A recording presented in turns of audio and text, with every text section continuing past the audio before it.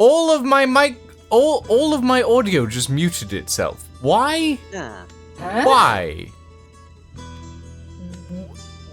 Okay. I'm confused. Well, I am you're confused. audible now, at least. Yeah, I'm audible now. Did I press? What did I? I don't Did you hit have a M hot. or something? I don't know.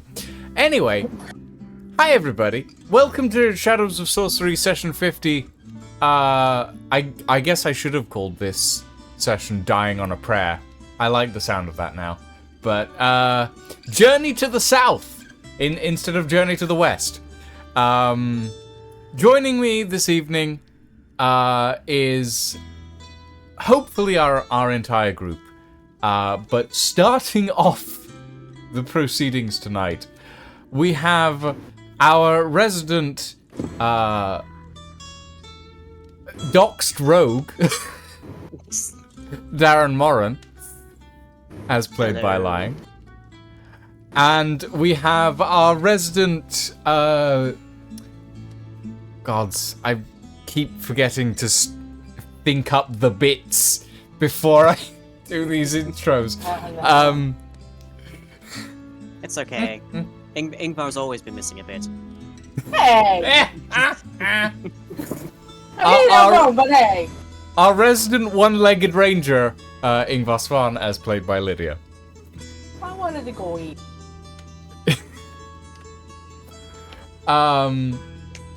Yeah, we will be joined by Zarian in about 20 minutes. Work is keeping them late. So we shall hopefully see them at some point soon. And we'll hopefully get an Elfie as well. Maybe. But Elfie is like a gopher. They pop their head out of their little hole once in a blue moon. Yeah. Okay. So, Who out of the two of you wants to do the recap, I guess?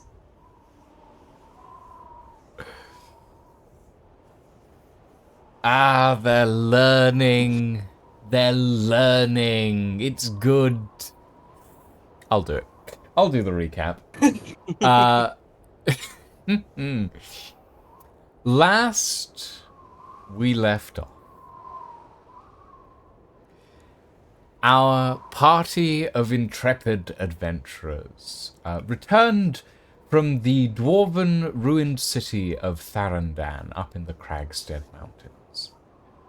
They returned to the small town of Devilmora, where they returned and then proceeded to burn and obliterate the head of a fallen member of a dwarven clan.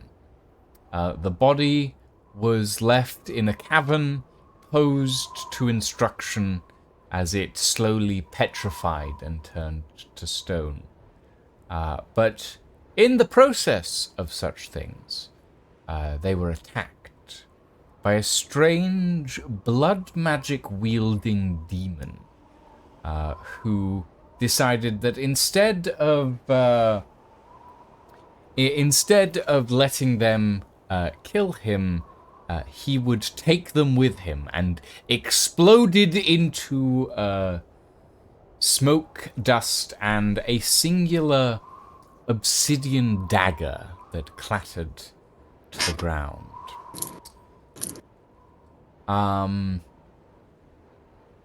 Since then, our players have burned a head and then smashed it into pieces in gravel so that it may never be mended again, at least not without extreme difficulty. World Championship jigsaw puzzle needed. Yeah, basically. It's like one of those 3D jigsaw puzzles, but like all the pieces are like half a centimeter in size. Yeah, it would I be. had one of those for like Big Ben back in the day. I had one for Mont Saint Michel. And I also had like this weird swirly 3D puzzle. I don't remember what it was called. Anyway, the two of you are apparently taking charge of the party for the moment. No. What are you all doing? Oh dear. I presume we're waking up. I presume a night has been had, because I was quite heavily injured in that fight. Yeah, you all grab rooms at an inn, at the only inn in the town. You spend the night resting, recuperating. Consider yourselves all long rested and fully recuperated for the morning ahead of you. Yeah, it's a chilly morning in the town of Devilmora. But you feel a sense of not necessarily completion, but definitely happier, or at least less hunted than you were the night before. Yippee! Long rest taken. Back to full health. From less than half. Okay. Right. Well, I'm presuming that we didn't sleep out in the blacksmith's area, so I will get up and go downstairs, I guess. Yeah, you all slept in the only inn in this place. Just gonna slide you all over there. That's the librarian. That's Ingvar. And that is Visra. we go. Because Vizra rode off on a horse with a messenger, heading north to find their mentor. Yes, indeed. But Like, yeah, do we still have to pay for Vizra's room? they didn't sleep there, so no. Have we paid the bill yet though? I mean, you paid the bill for sleeping there last night. You paid the bill for sleeping there this night, but Vizra wasn't with you this night, so you paid separately. Okay, It's like okay. it's 2 silver a person. It's not expensive. It's the principle of the thing. It's the principle of not paying more than like a gold for a room for everybody. Just because we're walking around with what would be like a retirement fund for most farmers does not mean that we should be overcharged for things for goods and services. Good lord. At any rate, you come downstairs to a mostly empty bar, fireplace, crackling, and the room relatively well heated, despite the obvious gaps in some of the slatted windows and stuff like that.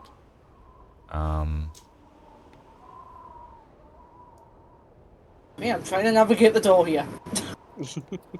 Yeah, interestingly, Tailspire has been doing some new stuff with the hide volumes.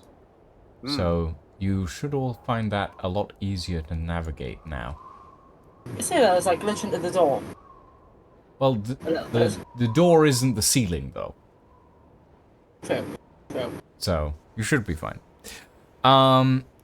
Okay. So,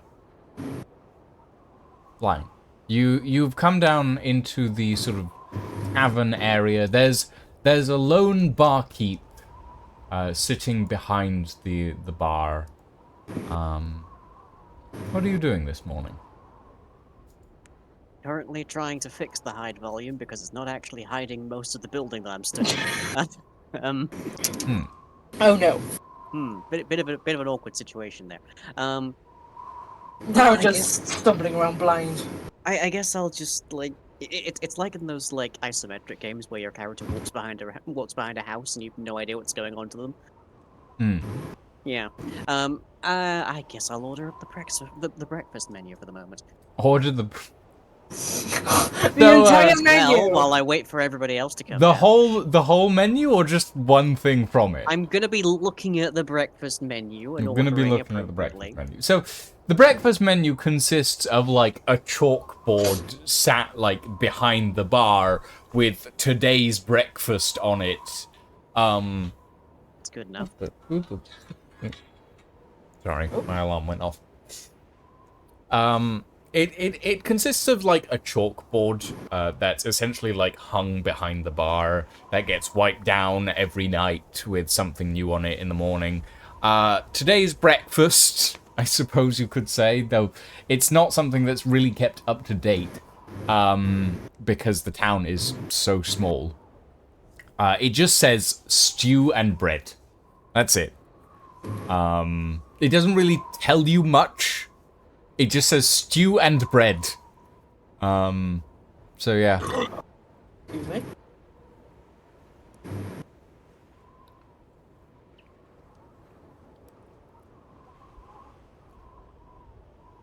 Would you Well, like some stew and bread?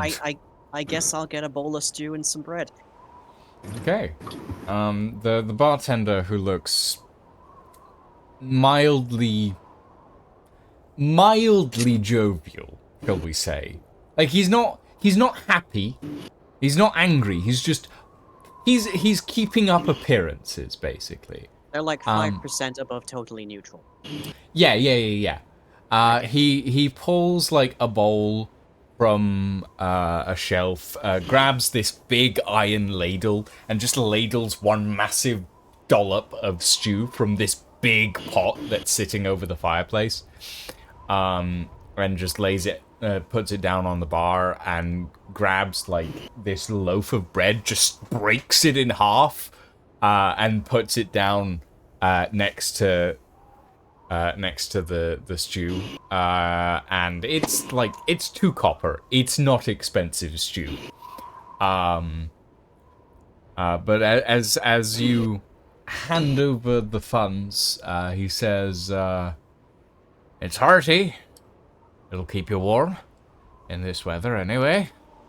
I'm looking forward to it. Just if something winks at you, don't worry about it. And he turns away. Disconcerting. Well, I guess I'll grab a seat and I'll start investigating this stew. You'll start in. Would you like to roll a perception check on the stew?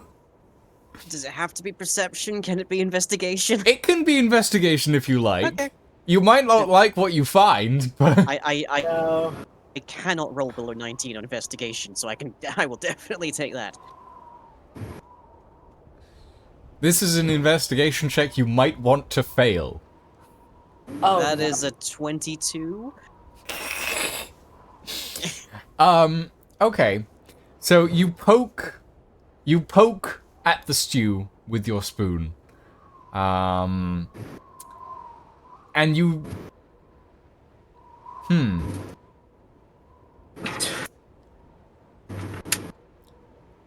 How much of this do you think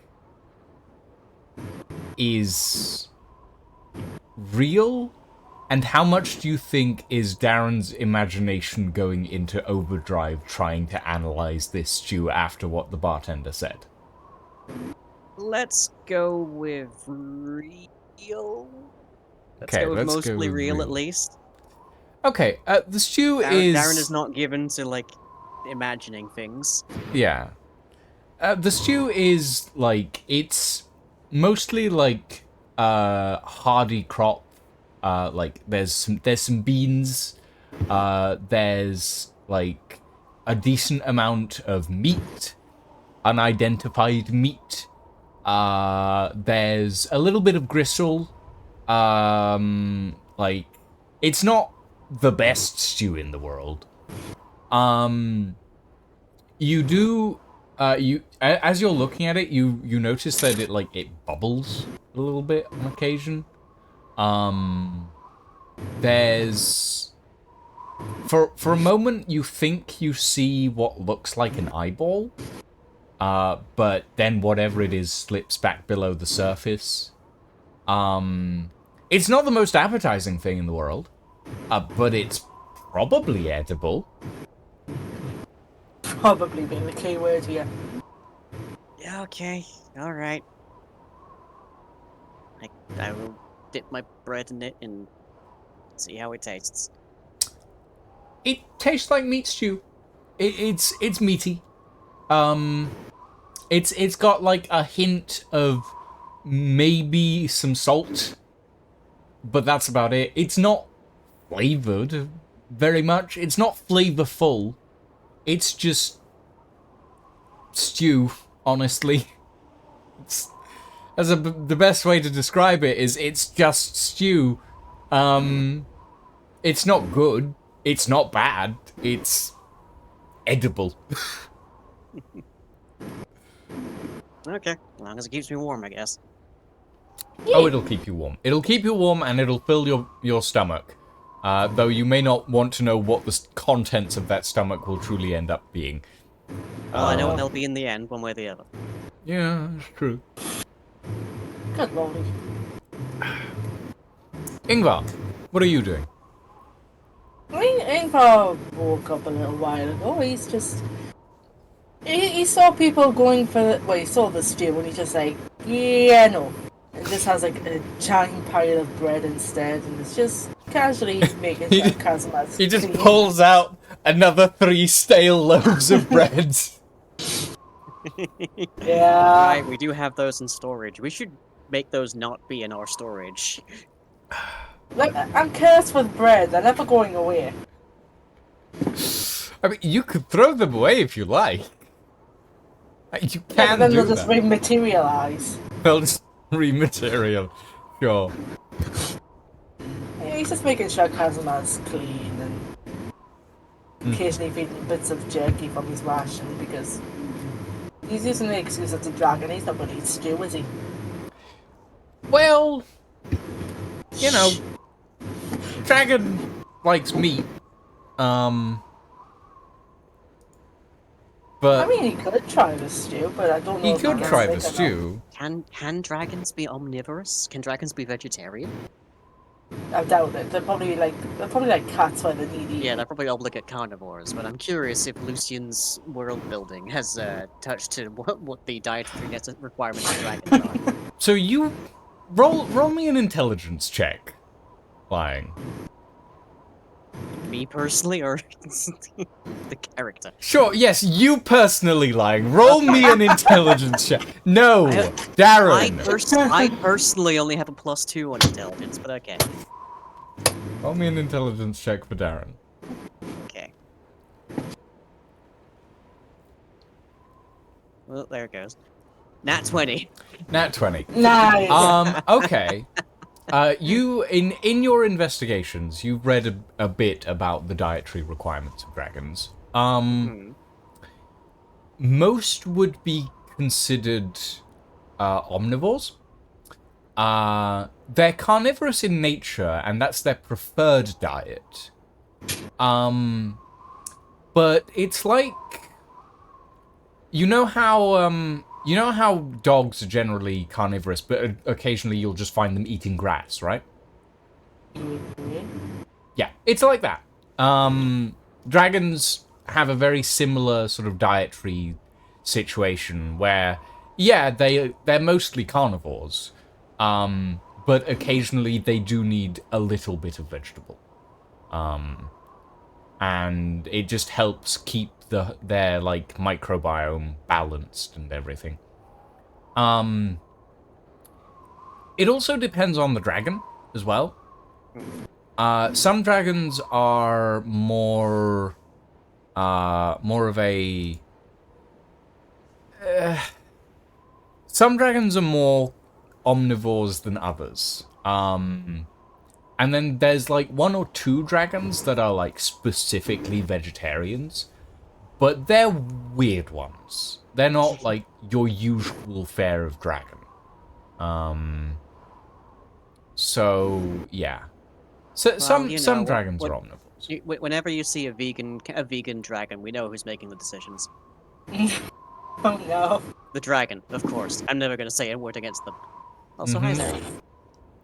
Hello. Welcome. What have I missed? Stew. Weird stew. Weird stew. Hey, Stu. Weird stew and musings upon the dietary requirements of dragons. Yes. Nothing major. Nothing major. Okay. Elfie might hopefully join us if they remember that it's D&D today. To them? Chances of that are slim to none. I usually remind them. Usually, but have you? No. Well, I sent them a message before we started. Okay. But they're offline on Discord at the moment, so who knows? Okay, so it's early morning. It's a bit chilly outside. You fought a demon, but you're all long rested. So you're all good to go now. And you're all sitting in an inn. So what are you all planning for today? What is the Thesians party planning? Yeah, I need someone to hit me over the head with knowledge of what we're doing again. Well, we've just gotten to the end of one of my loose threads. Yeah. More or less, which was we came here to meet somebody, but he'd been murdered, and we just desecrated his body so that no one could resurrect him. Oh yeah, the transformation potion. Yeah, which unfortunately means that's a dead end for my explorations. We can maybe head to Veristoff or Metena, which could be beneficial, but who knows? Knowing Lucian, they'll both be dead before we get there. I haven't killed off everybody you need to talk to. Yes. Just 98%. Did they... Just the- 50% apart. The crow got the head, right? To bury Uh, them. No, But we we destroyed got- the head. We destroyed the head? Oh, okay. Yeah, we roasted it and then we smashed what remained. Oh. Like I said, we desecrated a body. Did you, like, take a lock of their hair or something, or is there just nothing? There is nothing. Well, there is an entire body. There's There like is a there's a rest of body the from the body, head down. but there is no head, and you need a complete body to resurrect somebody unless you're using really ridiculously powerful magic. Yeah, well, like, I think you only need, like, a piece or something for true resurrection, right? Yeah, but true Yes. resurrection is what level of spell? Many. Yeah. But I mean, if we find a dragon or something, you know, If we find a dragon, I have other concerns. it's fine. Don't worry about it. But yeah, you guys smashed the head so that nobody could use Speak with the Dead to extract the secrets of this person. Yeah, because whenever you do that, they are obligated to answer you correctly without lying and Wait, whatnot. didn't Well, we get no. like a little scroll from the crow though that had the recipe for the potion on it? Mm-mm. Not quite. No. You got a What does the scroll say? We not read the scroll. Have we not read the scroll? Who I feel like has we the tried. scroll? Darren, I think. Probably me, statistically speaking. Yeah. Oh, I'll give a shot to reading it, I guess.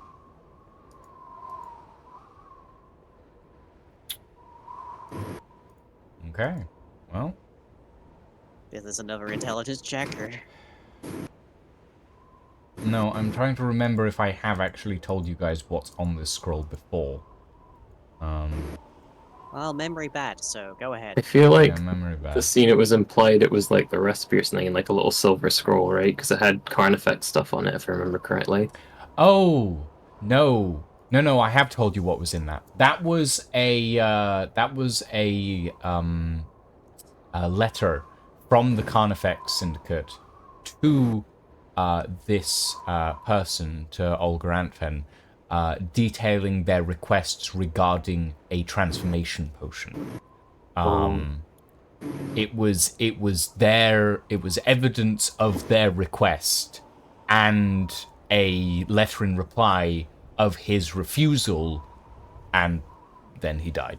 So Yeah, and we didn't want to use the extra vials on Darren because we didn't know what they did, for sure. well, you do now.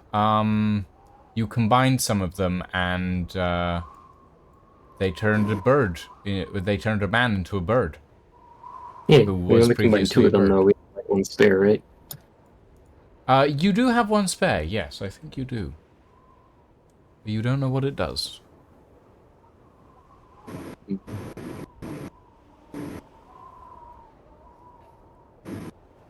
Because you pulled 2 blue vials and a red one, but you had to combine a red and a blue to make the purple, which was the transformation potion. So now you have 1 blue vial left.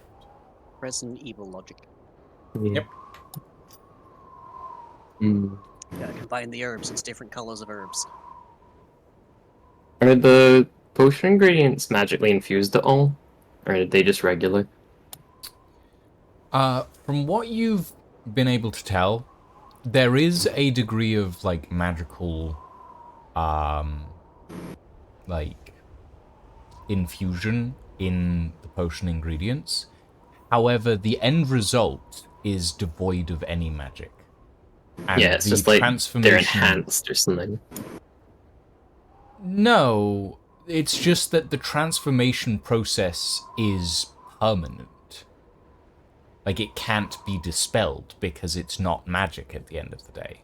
It's Instantaneous magic that induces the changes, Yeah. but it induces them on a molecular level.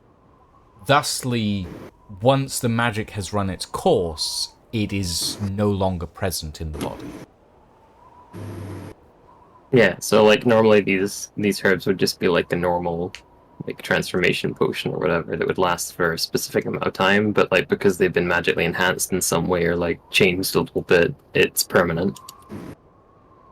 You don't know. Okay, it's just a presumption then. It's a you can presume that, yes, but you're not familiar enough with all of the ingredients in these potions, especially considering you don't have the recipe used to make them, to know the exact effect of all these ingredients if they were combined without any of the enhancement systems that have been put in place for it. Yeah.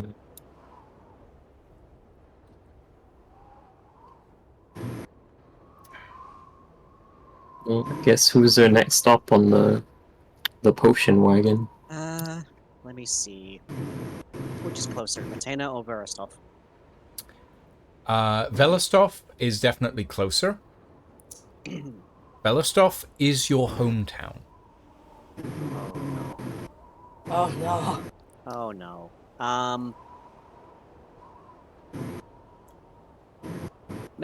Matena, I guess? Unless we really want to deal with some uncomfortable things. I mean, it's up to you, really. Is there a magic academy near Matina? Oh, I know that's we've got Argentus, Umbra, and Ira, but I can't remember where Argentus is. Because I know Umbra's in Radavi. yeah.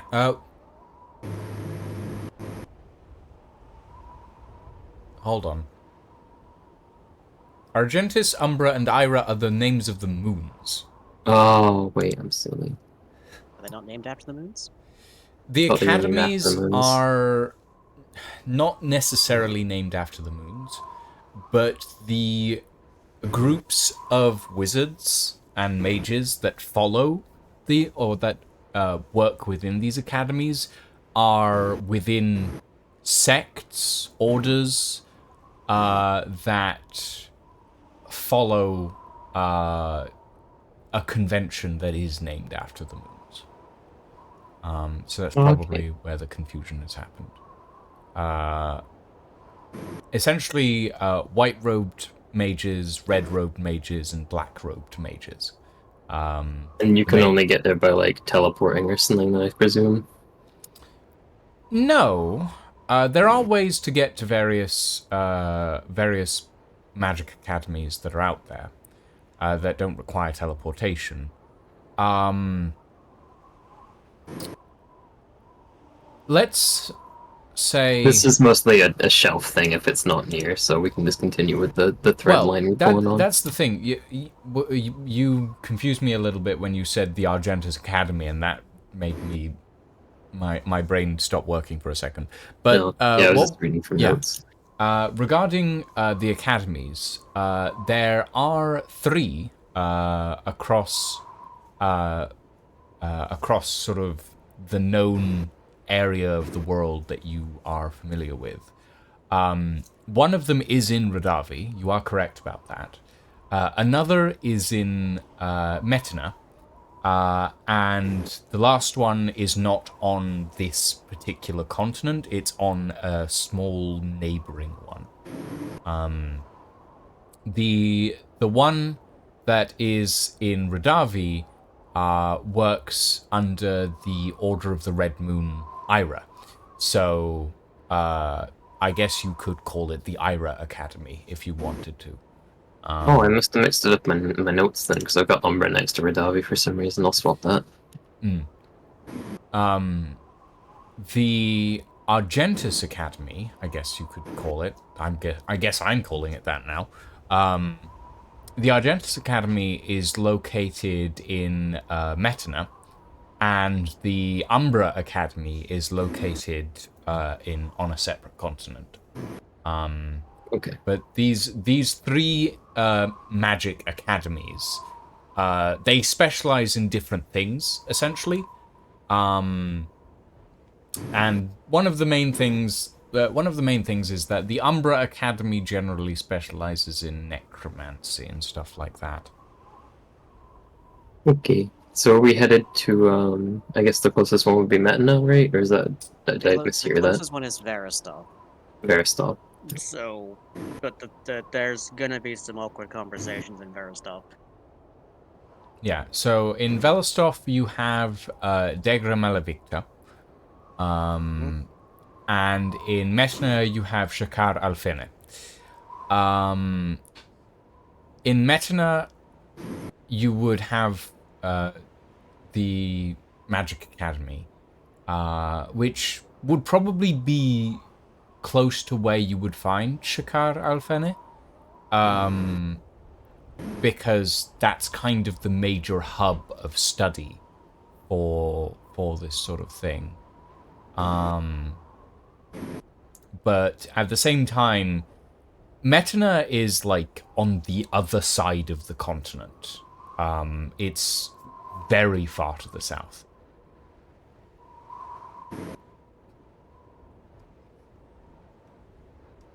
Oh, Yeah, so I guess we're okay. not going all that way for magics.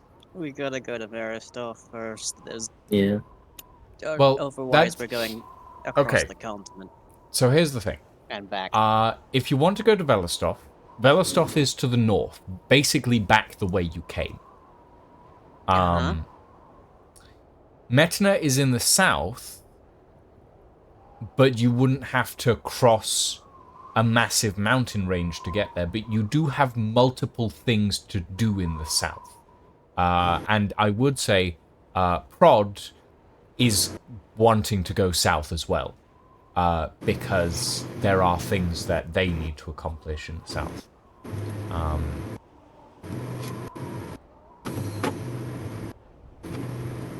And I mean, the other thing is that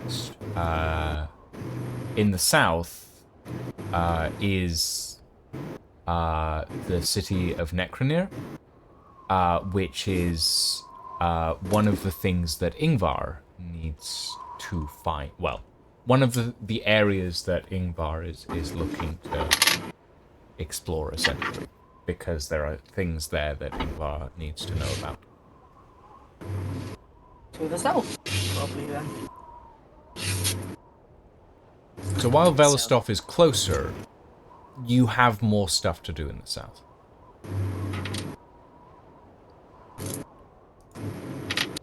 So do we head to Metana then?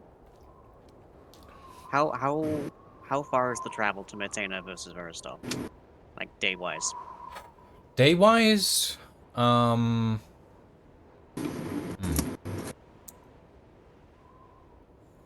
somebody roll me. For travel, I'll say survival. Or survival or intelligence. I'll take intelligence, I guess. I'm gonna +3 to int, and what's my survival? Not great. I have a +5 to int. Nice. You go. Yeah, Darwin it is.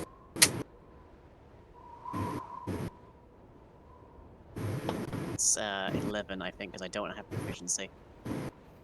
Okay. So 11.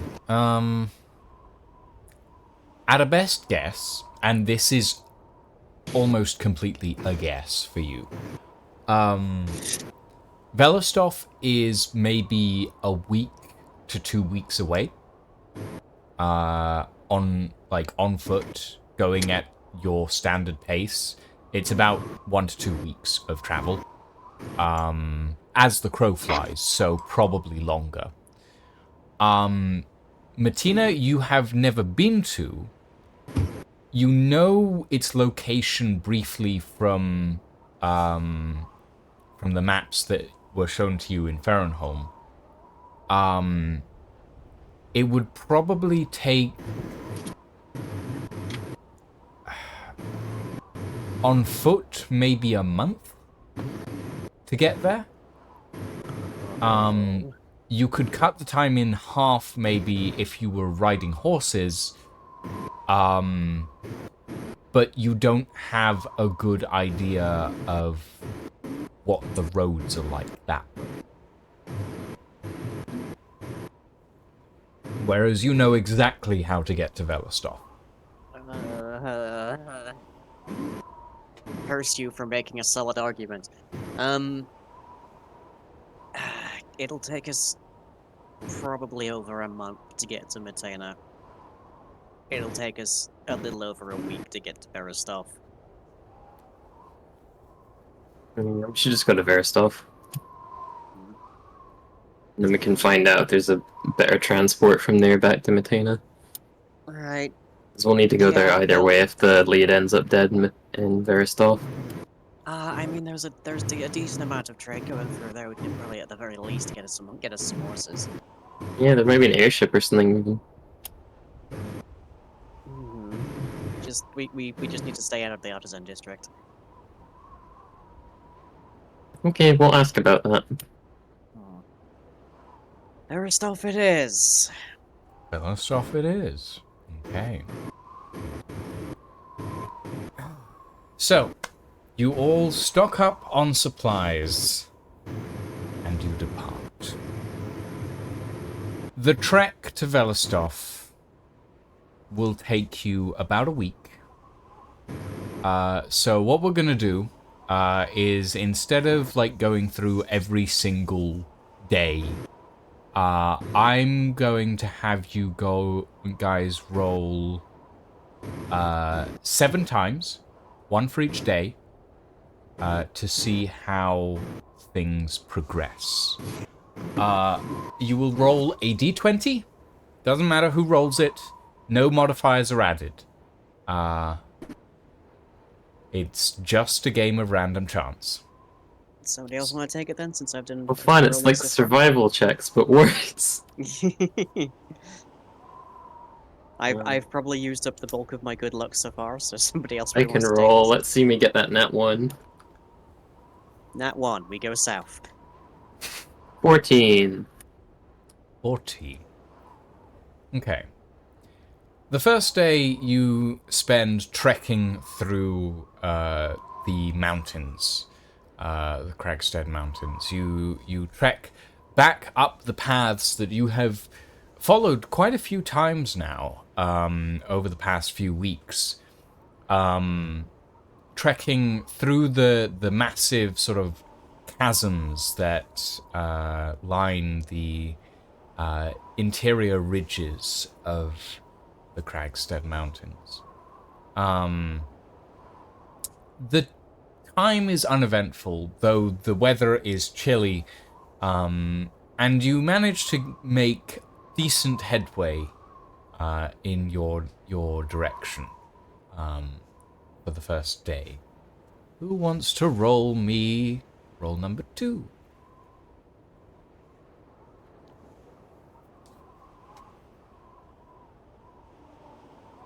Lids, do you want it or should I? I mean, oh,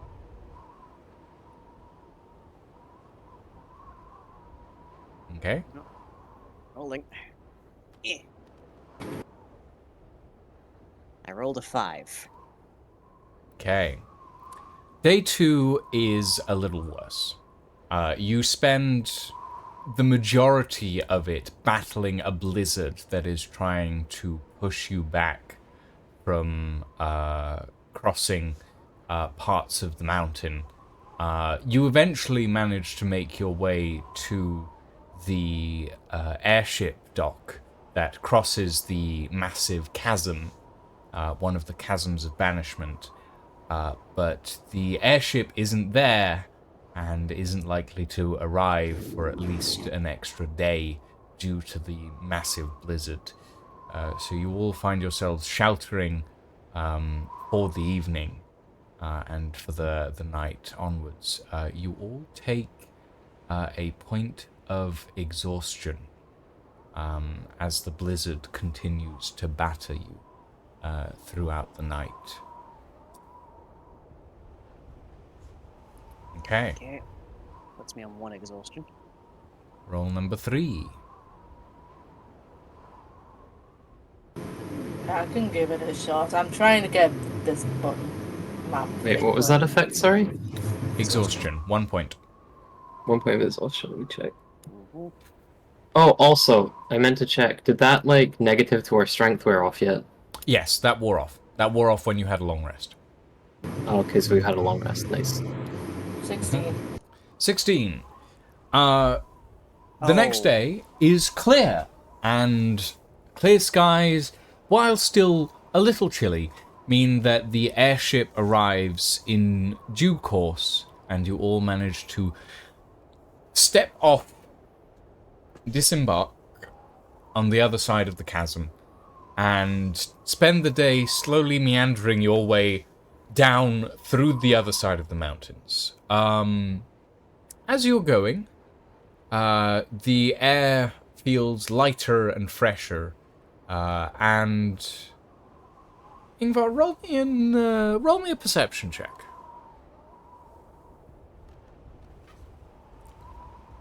Point of note: level 1 exhaustion in 5e means disadvantage on ability checks.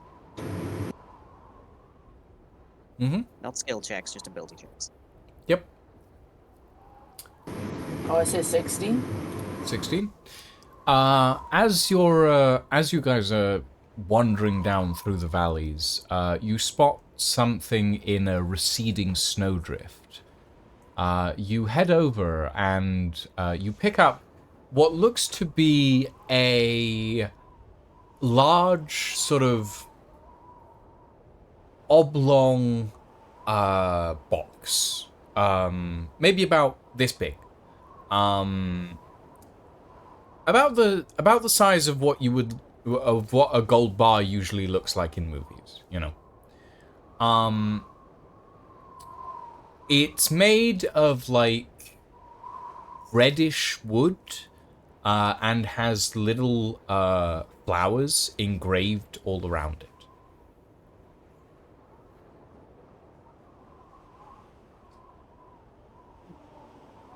Huh.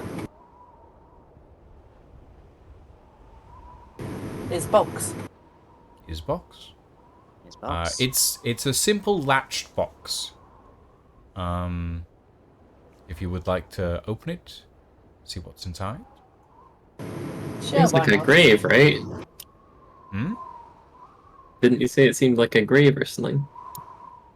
Or a coffin? No? No. No. Oh, wait, I thought it was the ornamental stuff. That's why. Okay, so this red wooden box, that's kind of, it's a little bit damp from the snowdrift that it's been sitting in for what looks to be a few days at this point. It might have fallen off a cart that was heading this way. You unclip the latches and open it up. Inside is a scroll, maybe about this big. You unroll it, and it is covered in magical runes. This is... hold on very quickly. I need to... Where's my... Oh, bugger. I've lost it. This is a sort of a standard spell parchment that can be used by anyone of magical means, essentially. But you don't know what spell is on it yet.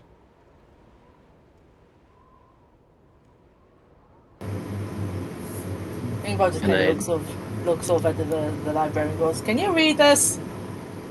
Can I read this? Yeah, you can. Because you can read anything, basically. Yep. As far as I'm aware. Nope, don't have Eyes of the Rune Keeper. Didn't you have something for reading this stuff? I have language proficiency in Primordial, which I believe is like the runic language, but aside from that, no. Okay, roll me... what I other have- language proficiencies do you have? Dwarvish, Common, and Celestial. So you can't I also read can just this. do, what's it called? Brain. Identify? Identify for 10 minutes. Yeah. Okay, so do you want to ritual cast Identify? Yeah. Okay. So you ritual cast Identify. This... Let me grab the spell description here. This is a scroll of Thundering Smite. It is a first level evocation spell. The first time you hit with a melee weapon attack during this spell's duration, your weapon rings with thunder that is audible within 300 feet of you, and the attack deals an extra 2d6 thunder damage to the target. Additionally, if the target is a creature, it must succeed on a strength saving throw or be pushed 10 feet away from you and knocked prone. It's not the most exciting thing, but, you know, you rolled above a 15, so you get something interesting. Alright. So that is a Scroll of Thunderous Smite. Does anyone with a weapon want to take that? Might be something useful for Prod. Yeah, they've already got one smite, might as well add another. Yeah, that's probably useful for. Prod just for goes, Brad more than anything double else. smite! Yeah! Yeah. And picks up the scroll, and I will note that down for Elfie. I will note this down for Elfie. Okay. In the meantime, somebody roll me the 4. Guess that's back around to me, isn't it? Mm-hmm. Okay. 2. Oh, Good grief. that was very nearly a nightmare scenario, and it might still be. Very close. Okay. You all managed to descend out of the mountains without too much incident. This is where your path will branch. When you went to Farrenholm, you had to go through a massive swamp. But in this instance, you are heading in the other direction. Farrenholm is to the east, Farrenholm is to the west. Belostov is to the east. So you all head up this this long winding road to the east, heading northeast up further into the plains in this part of the world. As you're traveling, you make camp for the night, and you can all clear that point of exhaustion as you take a long rest, at least once in a non-chilly environment. However, if someone could roll me, as you're taking watch, I assume, if someone could roll me a perception check.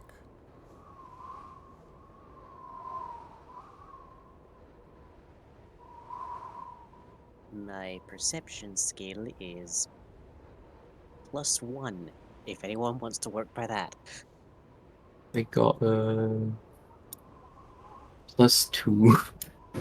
I got a +3. +3 is You- good. I think that's the best we got here. I don't think Prod has extra wisdom now. I would be don't think surprised. Prod is very wise. I rolled that as a dragon by accident, but that's 80. 18? Okay. Alright. So, with your perception check, with you keeping watch that night, you find yourself not that surprised when a rustling sound catches your ear, and a bandit of some form, you're not entirely sure. You spot them like a good, 60 to 80 meters away, trying so hard to stealthily make their way through a bush. But they're making that it's in trying to be stealthy about it, they're making themselves 10 times more noticeable. The comedic ploy of just act natural. Yes, yeah. And you immediately, as soon as you spot this one, you immediately spot like another 2 and 3 bandits just stealthily trying to encroach on your camp, but they're all so bad at it. Yeah, what do you want to do? So he just kind of watches them for a moment, just lifts up his torch and goes, "I can see you," at them. All of them freeze. All of them freeze. And then suddenly just huddle together and start talking to each other. And like looking up over at you and then talking to between each other again. And another one looks up at you and like they're wearing like leather armor and relatively okay gear. But one of them looks up at you and then ducks back down. They all nod in unison. And then they book it. At the sight of the dragon perched next to you with like a metal leg and heavy like ranger gear and this massive flail that's hanging from your belt, they have just booked it. They thought that they were gonna sneak up on you guys, and they did not. Okay. If somebody... He just kind of looks at Kazuma and goes, "You can't even get decent bandits these days." Okay. If somebody wants to roll me 5th out of 7.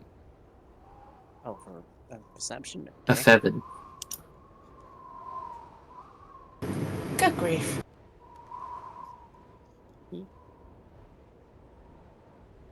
9. That is an 11 total. No, that's just a 9. This is just the random rolls. Oh. Yeah. Well, okay. Apologies to the party. You guys spend another mostly uneventful day on the road. It's pretty quiet. You see a few caravans coming from the direction you're heading in, and as you're moving, you do eventually start to see the large hill like area, the large sort of cliffs and hills that make up the bordering territories of Belostov itself. You're still a good day and a half away from getting to Belostov, but you can tell that you're getting into this area, into the area, especially when you walk past this massive statue that has been carved out of a hillside of this absolutely huge dwarf. Darren, you look up into the face of your great grandmother, or grandfather, or grandparent, technically, because dwarves don't really have a concept of gender, who was quite literally built that way. Because they were a war dwarf, essentially. You see them standing, kneeling, essentially, like kneeling down on one knee with this massive axe planted into the ground, They're on like this big plinth. Erosion has weathered them for several hundred years now, but they're still recognizable as this massive, intricately carved war dwarf, standing a good 10 to 15 feet tall if they were to stand up ever again. Back in the day, because of the way dwarves were crafted, a truly skilled war dwarf was worth 100 men. And war dwarves were built big. And that is what you see here. The petrified, posed, statuesque corpse of one of your great ancestors. Well, I think we're in the right area. You also notice on the war dwarf's chest. I'll get into that a little later, Darth Ginger, but yes, dwarves are crafted in this universe. You also noticed on this dwarf's chest, over like where the heart would be, essentially, on like a human, is a large round medallion that's been pinned to the breastplate. You recognize it as one of the ancient statutes of office, essentially. Not necessarily what you would call a dwarven leader, but more like a general. Okay, right. Okay, somebody roll me the last check. We have to be able to see it by then. I want to do it. I haven't rolled in the engine yet. Okay, Godspeed.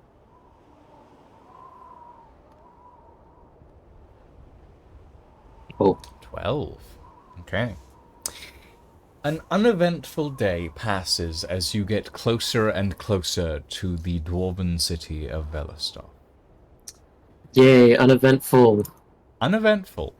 As you get closer and closer, you notice the massive cliffs that make up the sort of exterior section of this dwarven city. There's two. It's like you enter into this large valley that you slowly you enter into this large valley. The cliff walls rising up to the plains above. As you get to the end, this valley is maybe a good 300 to 400 feet long. But as you get to the end, there's these sheer cliff walls, and then in the middle of it, this massive polished stone archway with these heavy stone doors. Carved into the cliff itself is essentially battlements that have been like carved, recessed into the cliffs, and then carved stone sort of juts out to create these balconies. And you can see fires lit across the top of this. And you look up, and there's like dwarven soldiers on the battlement. And there's a steady stream of like people walking in and out of the city. It seems like a regular day in Velostar, as like the steady stream of trade goes in. And you know that Velostar itself is ringed. It's a large ringed city. There are 3 entrances. You're entering from the northeast. There's one to the southwest, and then there's there's 3 entrances. They're all descending into valleys, and the entire city is underground. As you all enter this massive, cavernous city, the first thing you notice is the 3 massive portcullises that line this first section of tunnel before you get into the city proper. There's also what looks to be a massive drawbridge at the end of it that separates the tunnel from the city proper, with this massive chasm that seems to ring the actual city itself. You all walk in through this city. It seems like a calm day. Nobody really pays attention to any of you. And you enter into the heart of Velostov. Velostov as a city is built a little bit like an inverted wedding cake. It is built in tiers. So there's all of these massive tiers that go down into the middle, and then in the middle of the city itself, you see this massive stone column rise up all the way into the cavern ceiling, and carved out of this column are what you know, Darren, to be the central council chambers of the city of Velostov. All of this is bustling. There are hundreds, maybe thousands of people just in the small area of the city that you've walked into, and there's hundreds of thousands of people across the rest of it. You have walked into the commercial district of Velostov. It's vibrant. There's people hawking their wares all over the place. There's dozens of different little shops and little vendors all throughout these tiny alleyways. There's hundreds of thousands of just people everywhere. You have arrived in Velostov, and it's a busy day. What are you all doing? I'm going scaly immediately. You're gonna you do your. I'm casting Disguise Self. You're casting Disguise Self. Okay. Do you cast Disguise Self before you go into the city or after? As we are entering. As you are entering.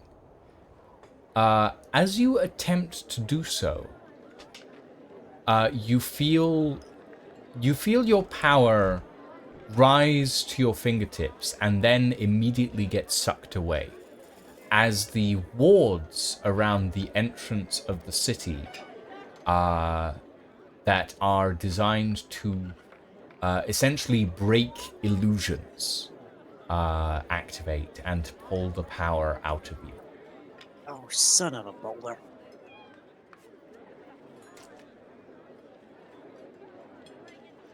Nobody notices this.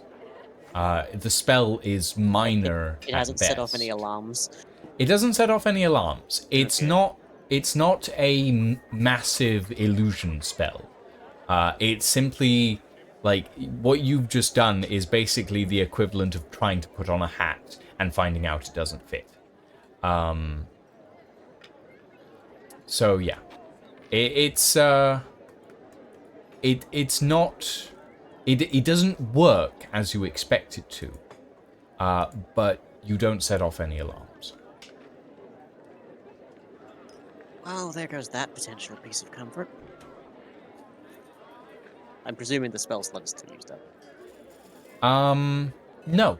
The magic doesn't function, but it returns to you and It doesn't. I'm just stuck with the sensation of social anxiety that generally is used to cast the thing in the first place. Okay. Yes. Yippee. Okay.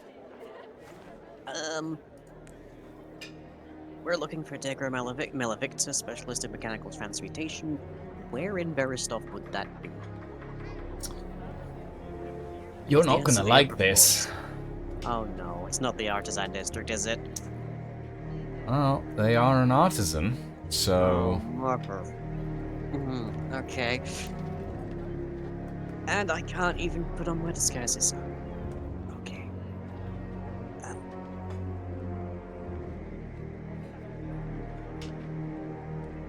I'm gonna, like... I don't recall if my outfit has a hood. I'm gonna try and just at least pull that up. You're right, Yeah. Darren. Not exactly. This is quite literally the last place I wanted to be. So, yeah. And I think I know where we have to go, and it's also the last place I wanted to be. Oh, are you like... It's not wanting someone to see you, or...? Oh, very much. Hmm. We need to head to the Artisan District, and that happens to be the locus of people I don't want to see me.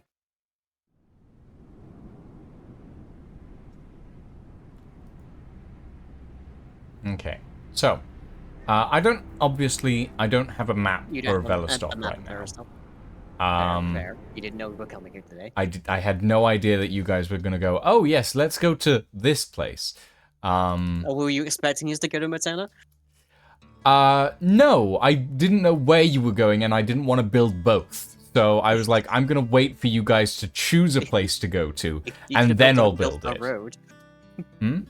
You could have built a road and just have us stuck there. Just saying.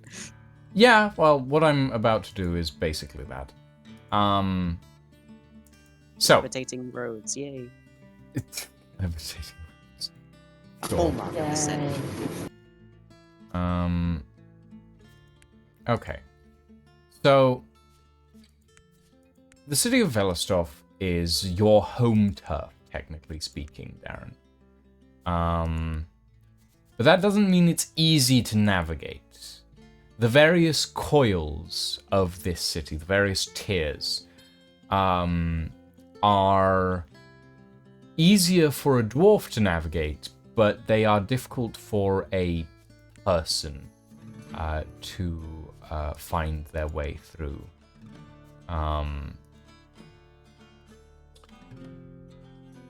Okay. So, you guys head to the Artisan District, correct? As you're going through, the first thing that you will notice are the massive banners that adorn most of this sort of interior space. It's like someone is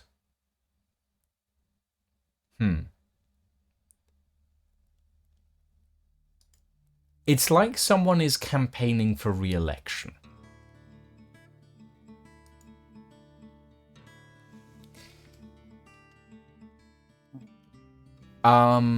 All across these massive, like, interior pillars that you can see rising up into this sort of space. You see dozens of banners of a stout-looking dwarf with a long white beard, holding in one hand a heavy axe, and in the other what looks to be like essentially like an orb, that's been carved into like segments, a bit like a Terry's chocolate orange. And as you all look around this place, you see hundreds of these banners, all sort of emblazoned with different phrases, like for a brighter future, or for the depths of dwarvish society, etc., etc. All of these different sort of banners with all of these campaign phrases sort of emblazoned across them.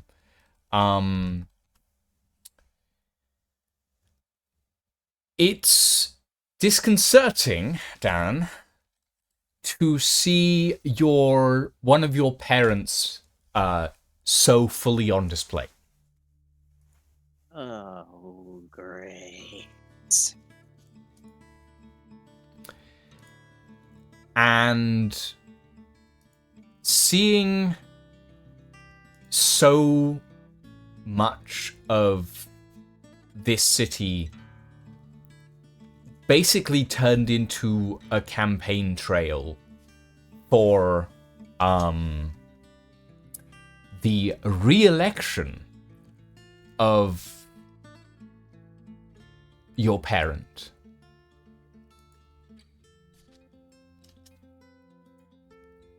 Which one and what's the role? So, the parent in question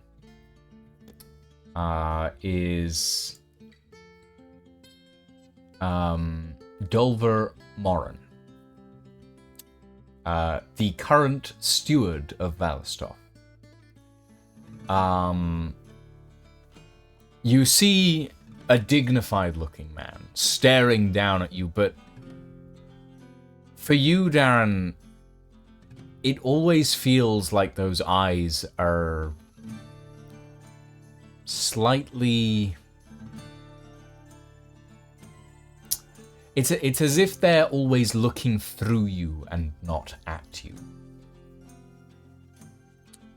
The re-election of the steward is held every 10 years. And in that time period, many people across the city vie for the position of steward. But Dolver Morin has held that position for 30 years now. He is the longest, or they are the longest reigning steward of the city that the city has realistically ever had. Oh, goody. That's not a painful sign of what we're going to get involved with around here.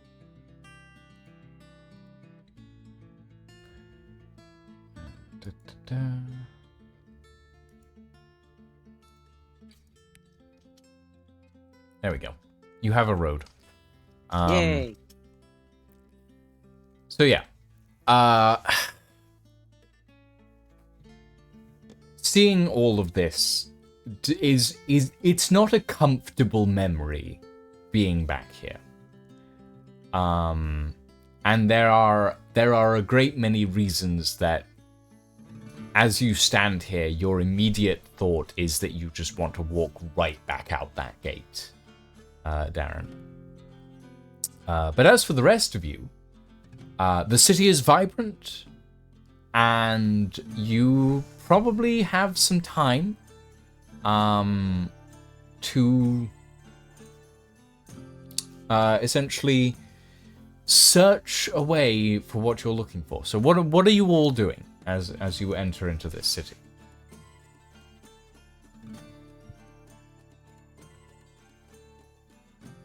I am trying to melt into a crowd, Assassin's Creed style. Hood up, just knives up the sleeves. etc., etc. Yes, of course I'm armed. Roll me a stealth check. Oh boy. You said you were trying to melt into the crowd. Yeah, yeah. But I don't only have a blame me +2 for on taking that stealth. literally.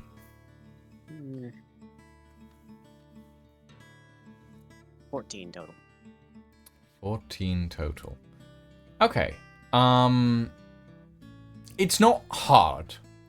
As a dwarf in a dwarvish city, it isn't hard to melt into the crowd. It is very difficult to avoid people you know, especially in this city. Not so much in the commercial district, but as you get further and further down into the city, you suddenly find yourself ducking into doorways or walking very quickly down an alleyway to avoid some nattering aunt or a friend who you haven't spoken to in several years, or the local gossip girl, or the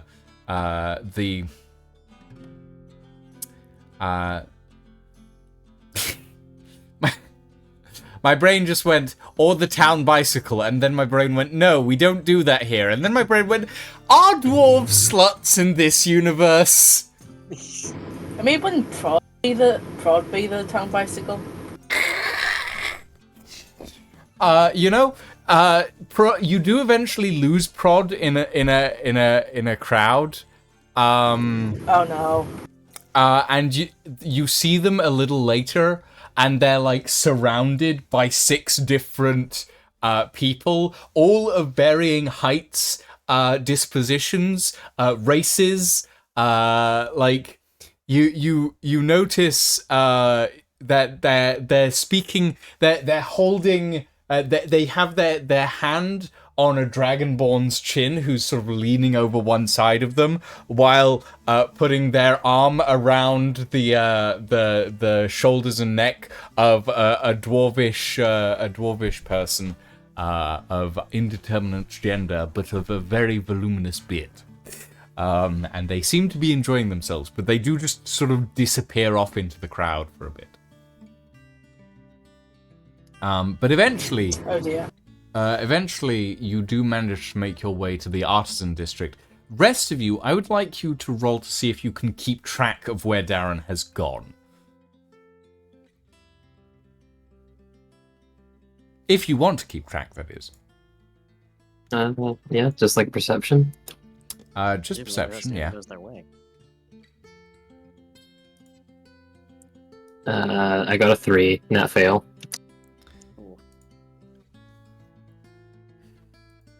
22. I'll do. 22. Okay, so yeah. You, Ingvar, managed to keep track of where Darren is going, and you drag the librarian along by the hand as you're essentially following Ingvar's trail. Darren's trail across the city. You occasionally run into various people that Darren has made a concerted attempt to avoid, and eventually make your way to the Artisan District. And the Artisan District is filled with forges and alchemists and massive, like, workshops that just have hundreds of dwarves pouring in and out of them, lugging heavy sacks and pushing wheelbarrows full of ore. All these dwarves essentially working to create incredible mechanical and alchemical creations, essentially. It is busy, and you, Ingvar, and you, Librarian, both find yourselves a little bit off kilter, because everyone here or a lot of people here, are like, they only come up to about maybe your midriff, or your waist. So it's a little bit disconcerting to walk through a city where you can actually just see everything because everybody else is really short. The one time he regrets being 6 foot. So yeah. Darren, you have arrived at the Artisan District. There are places you recognize. There are places you wish you didn't recognize. Where are you going? What place what is this place like? It's kind of arranged like a market to some extent. There's a fairly large open street that kind of like melts into nexus points after a different amounts of distance, and there's the sound of carving and chiseling and hammering all around us on all sides. And we're lucky enough to get here on a pretty on a pretty bustling day, so the crowds are quite thick. Ordinarily, it's a bit more mild. You'll find some people who are just kind of perusing to look for a good artisan for a given project, someone who needs a deck chiseled out or something.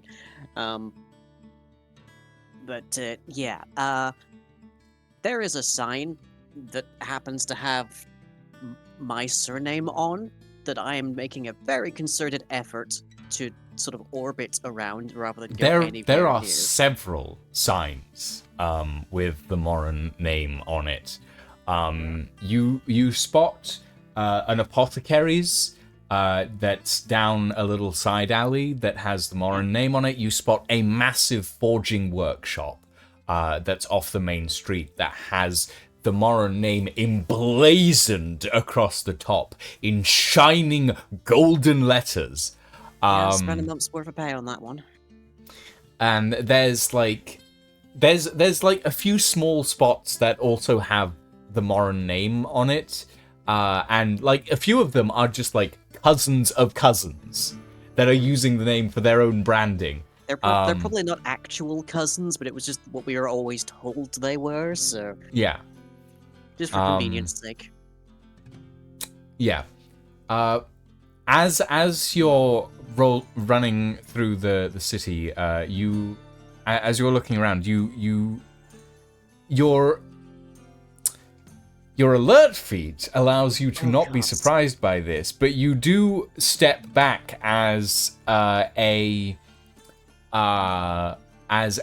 dwarvish person with a long white beard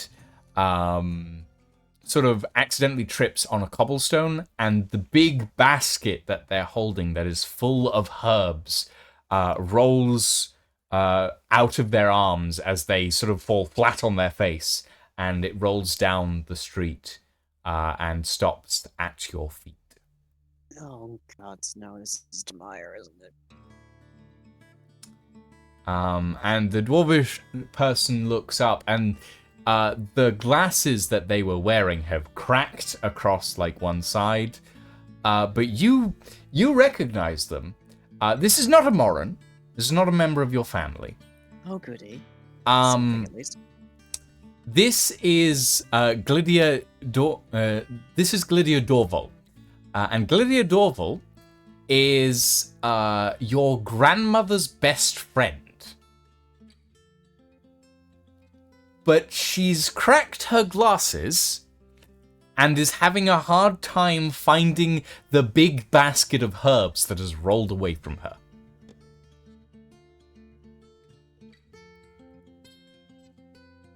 And she looks around. She's like, "Oh dear!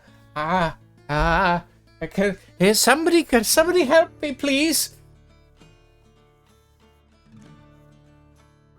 You're putting me in an ethical quandary. Okay, I will swoop in, grab as many of the herbs as I can, shove them into her basket, and move on. Ideally, before she like fixes up her glasses and gets a good look at me.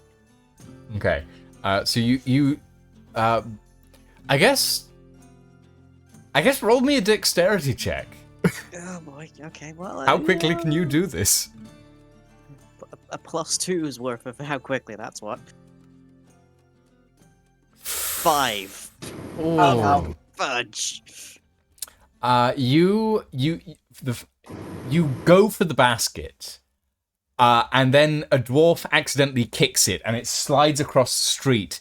And you go for it again, and eventually you manage to grab it, but some herbs have fallen out, and you start gathering them up, and you turn around to Glydia, who is just picking herself up off the ground. You push the basket into her hands. She looks up at you. She can't tell who you are. Her glasses are cracked completely. But she feels the basket getting pushed into her hands and goes, "Oh, thank you, my dear. That was very helpful of you." And she grabs your arm, and she goes, "Would you mind escorting me to the apothecary shop? I can't really see anything at the moment. My glasses have And she takes her glasses off, and like half the lens just drops to the floor and shatters. And she looks at them and goes, "Oh dear." As her grip is like vice-like on your arm at the moment. Like, you know how like an old lady will just grab you and hold on to you, and you'll be like, "Ma'am, please let me go." Yeah. Yep. Well aware of that. Yeah. And she's just holding onto she's holding onto your bicep and just going, Could you help me? I need to get to the apothecary. It's a very big delivery, darling. Please, if you don't mind." Which apothecary? Oh, it's just down a side street here. It's a Moran apothecary.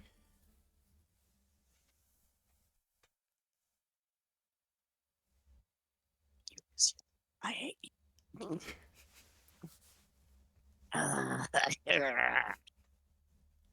Right, I feel like I'm being railroaded here, but okay.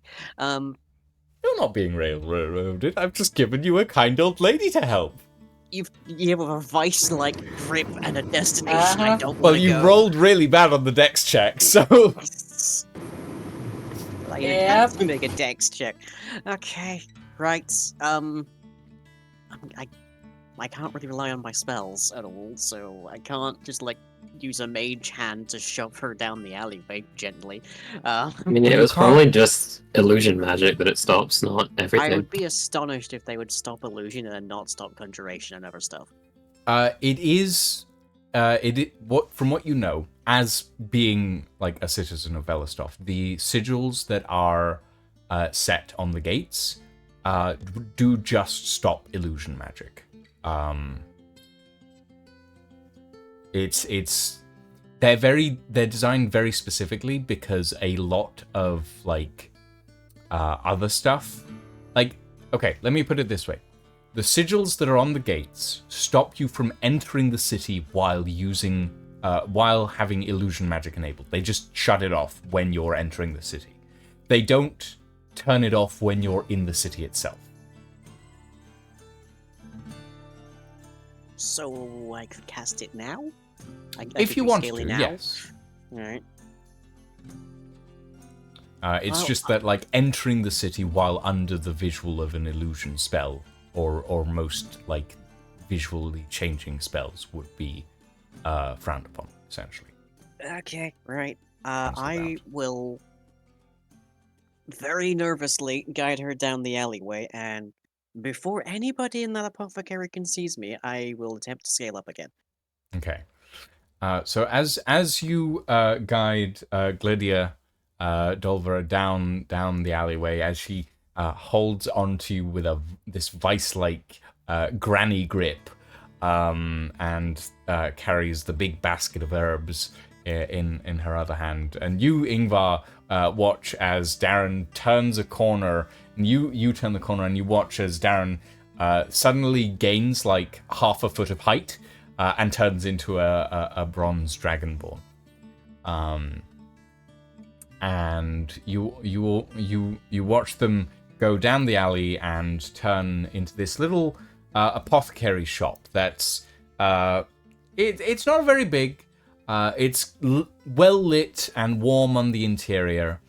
And there's this scent of tea tree and lavender and all of these different herbs pouring out from the door, and you help Glydia across the threshold into the apothecary's shop, and you're about to turn away and speed off into the night, when you spot your technically grandparent, one of your grandparents, sitting in a rocking chair behind the counter, knitting, as most grandparents are wont to do at that time in their lives. She's just knitting away with these long stone knitting needles, and she looks up, squints a little, and goes, "Oh, Glydia, darling!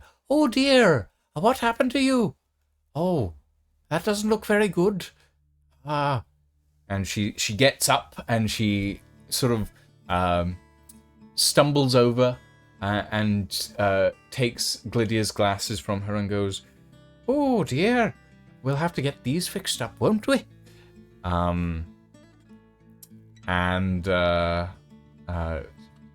Yeah, what are you doing in this moment, Darren? As your grandmother finding a way to remove this woman from my arm, and I am leaving. Yeah, that's fair. Roll me a let's say athletics or strength.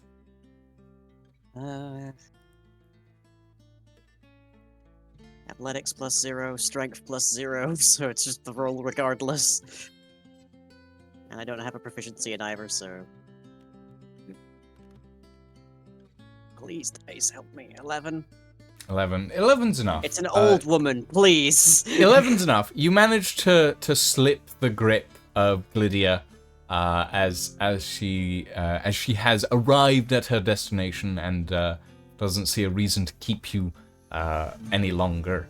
And she turns to you and goes, "Oh, thank you, stranger. I hope we can meet again when I can actually see you, and thank you properly," she says. And your grandmother turns around and looks at you and goes, "Yes, thank you, darling. And if you ever need any potions, don't forget to stop by the Morin Apothecary. We cater to all sorts here." And she waves you off, not recognizing you at all. Okay, back to the street. Back to the street. Back towards wherever Malavictor is. Okay. So, Degra Malavictor. This person is not particularly well known, as you've been sort of going through, but they are a person who lives within the artisan area of the of Velistov. And you know this when you happen to come across essentially a poster stating applicants wanted in regards to testing of alchemical concoctions. Apply to Degra Malavictor, 34 Artisan Row. Okay, that's the address at least. You manage to catch up, Ingvar, as Darren comes out of the apothecary shop. As they're staring at the notice board that is right across from the apothecary shop, that has Degra Malavictor's little job notice on it. Yeah, so he just kind of slides up to Darren's side and goes, "You good?" No, let's keep moving. Fair enough. Okay. 34 Artisan Row is not hard to find. It's a dilapidated little sort of alchemist shop right near the edge of the artisan district. The first thing you notice is all the lights are out. The second thing you notice is this place doesn't seem to have been in business for some time. There's a few broken windows. There's a heavy-looking chain bolting the door shut. Guess I'll give it a knock. You knock on the oakwood door, the dark stained oakwood door, and there is no answer, but you do hear from beyond the door, you do hear the shuffling of someone essentially leaving a room very quickly. Hello? I'm here about the flyer. There's more shuffling. And then you watch as the curtain that is next to the door, next to the slightly broken window, twitches aside for a second, and you see two long bony fingers pushing the curtain aside slightly, and then the door opens a very slight crack, and some a single yellowed eye stares out at you and goes, "Who are you? What do you want?" Would it be possible for me to come inside? It's very noisy out here. The figure sort of looks back and forth, then shuts the door. You hear as lock after consecutive lock gets taken off, and then you watch as a key slides under the door up to the padlock on the outside, hovers up mage-handed, and unlocks the padlock on the outside. The chains fall away. The door opens, and this drow looks out at you. It is unusual for Velostov, a city of dwarves, for a drow to live here. A dark elf, as it were. But this dark elf looks out at you. Yellow, slanted, cat snake-like eyes stare at you. Long, greasy black hair tumbling from their head. They look out at you and go, "Come in." And open the door just enough for you all to enter single file. I'm gonna pull out my letter of introduction as well. Just try to hand. I will mage hand that over to them for security's sake. Mm-hmm.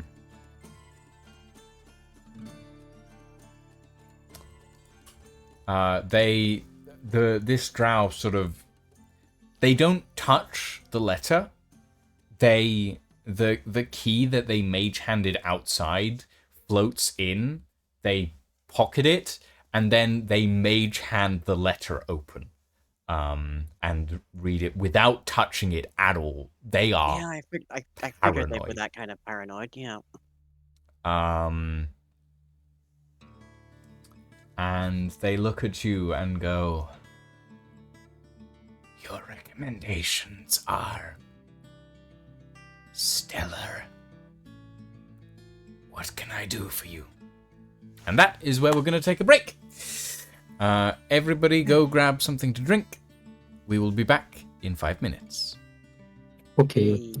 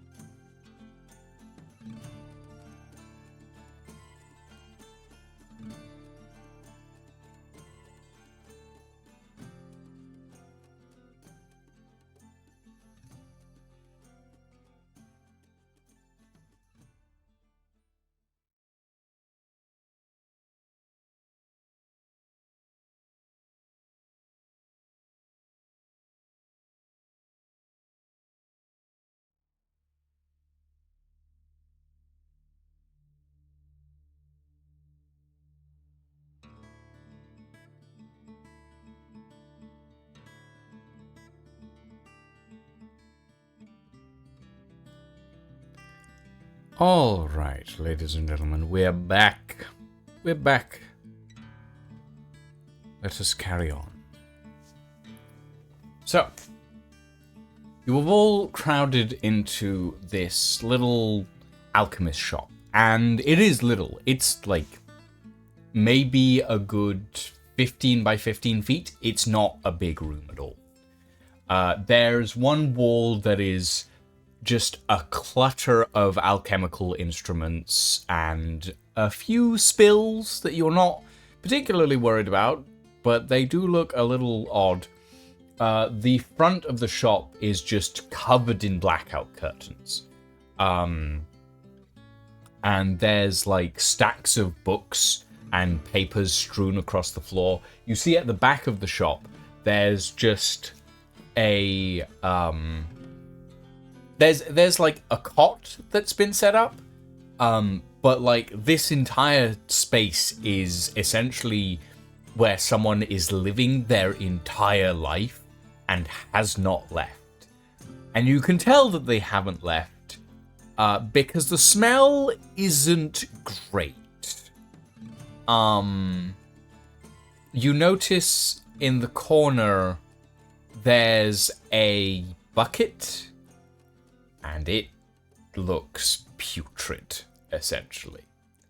Wonderful. This space is where this person has been living their entire life for maybe the last 3 to 4 weeks, essentially. Right. And this dark elf woman turns to you and goes, "What can I do for you?" And even though she's talking to you, her eyes are darting between all of you. You can tell that she does not feel comfortable having this many people around. Which of you is Degra? There's only one person in the building. Oh, I thought sorry, I thought there was two. She was like Nope. the second. Nope. Okay. Shall I presume I'm talking to Degra? Degra entalda maleficta, yes. Okay. I don't know how much the introductory letter explains, but I'm doing research into large-scale, long-term transmutation of the living creatures. Yes, I can see Is that. everything all right? She looks around and then turns to you and says, "The work we research is sought by others of less noble intentions, and I have been hunted for it."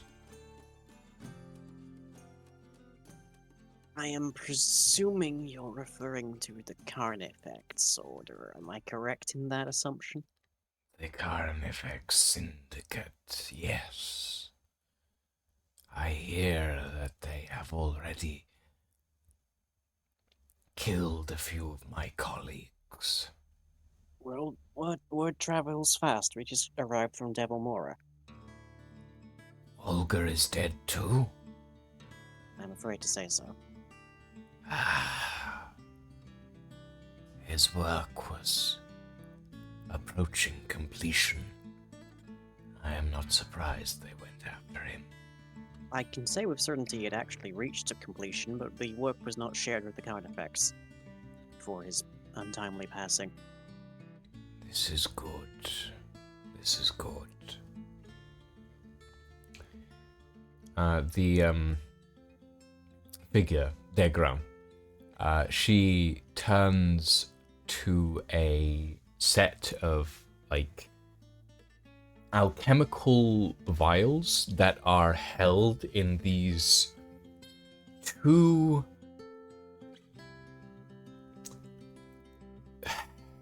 How do I explain this? From what you can tell, Degra is a mechanical alchemist. meaning she works with both mechanics and alchemy.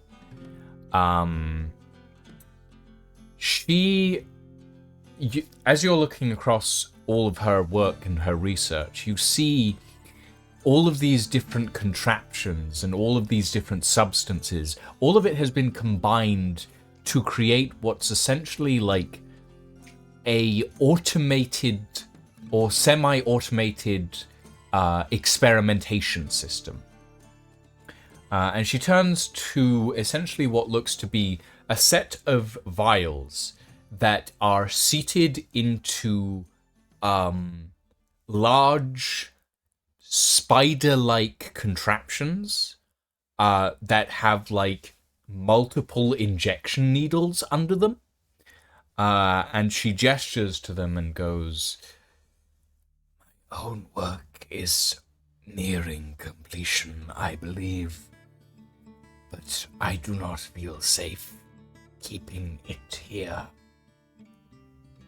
And she gestures to these like spider-like devices. You notice that the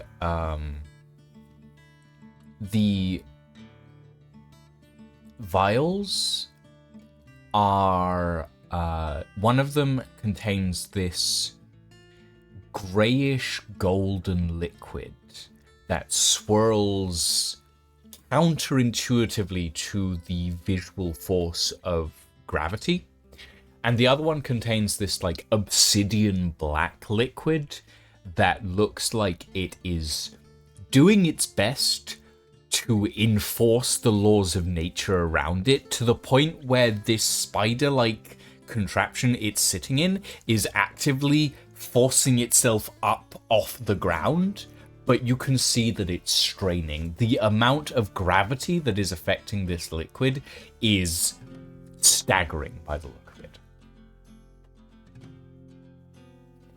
It looks incredibly dense, basically. Right. Have there been any serious security concerns here recently?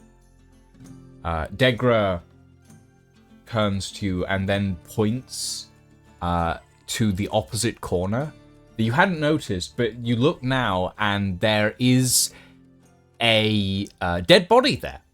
That explains the smell slightly. And it looks like an assassin. It's cloaked completely in black. You can see like several knives. There is one of these like spider-like things is sticking out of his chest. The vial has essentially been plunged into his chest. Whatever happened to him, it looks like it was incredibly painful. Not going to shed too many tears over that. Okay, that seems justifiable for concern. Yep. Is there anywhere else you can go and safely take your work? I have been traveling for a month. Every time I stop, they find me. I don't think I am safe anywhere at this point.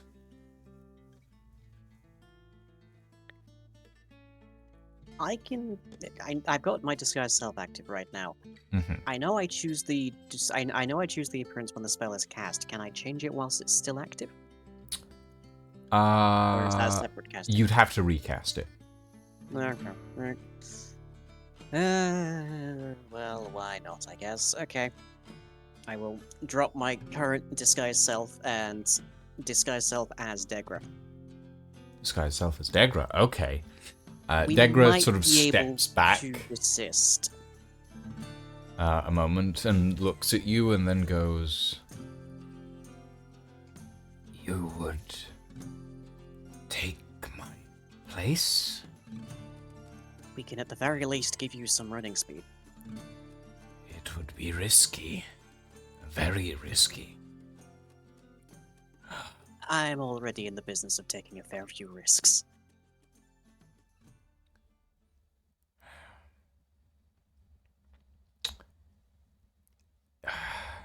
There is an airship dock above the central pillar of the city. There is an airship scheduled to leave the continent tomorrow afternoon. I would like to complete my work, but I assume that you have questions. If you assist me in this matter, I shall share with you my findings. So you just need to be seen as boarding the aircraft? I need to board the aircraft unseen, but I need to be seen leaving the city.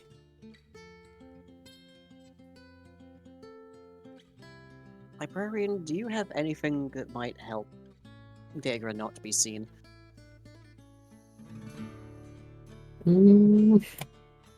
Invisibility or some such? No, unfortunately, I don't think so.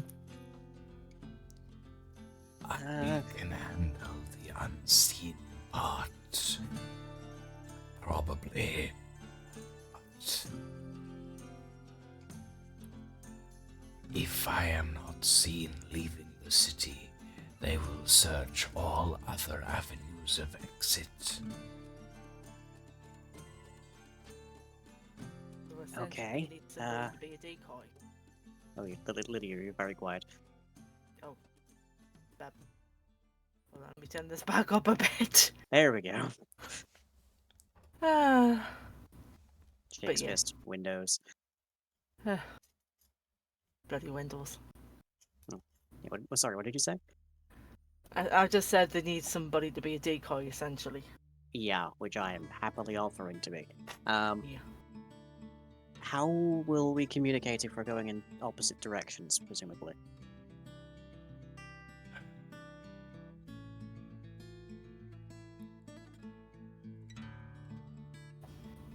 I do not know. Perhaps one of your party members could join me until I reach the airship.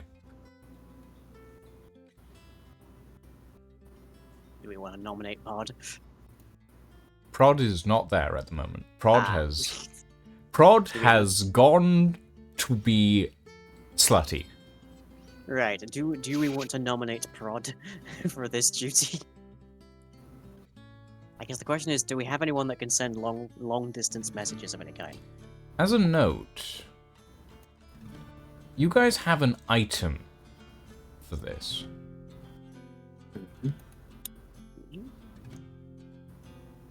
I don't think I have it. I have the time stopwatch, but I don't think that would be super useful. You have single 6 thing, Karen. communication rings.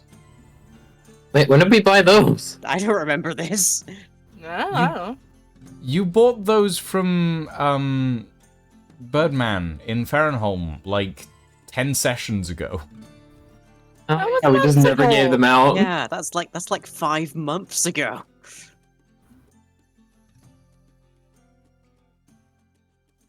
Okay, well that answers that, I guess.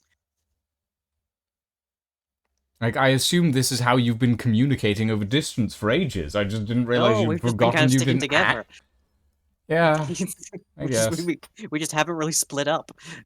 It's Yeah. true. We've just all been a clump. Now we can finally do the best thing in the game and split the party. Oh yeah, no. nothing goes wrong then.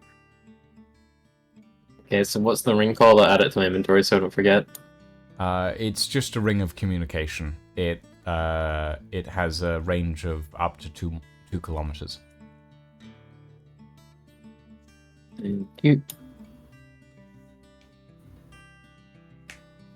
Oh, yep, there it is in my inventory. Ring of communication, max range 1 kilometer, but I'll say Oh, 2. 1 kilometer. My apologies. Never mind. No, I it's said 2. nothing. It's 2. No, I don't know what you're it's talking one. about. It's 1. It's Oh, 1. no. That's me stating things by memory, not looking it up directly. So, you know. Dang it. Okay, right. Okay, how soon can you be ready to leave, Degra?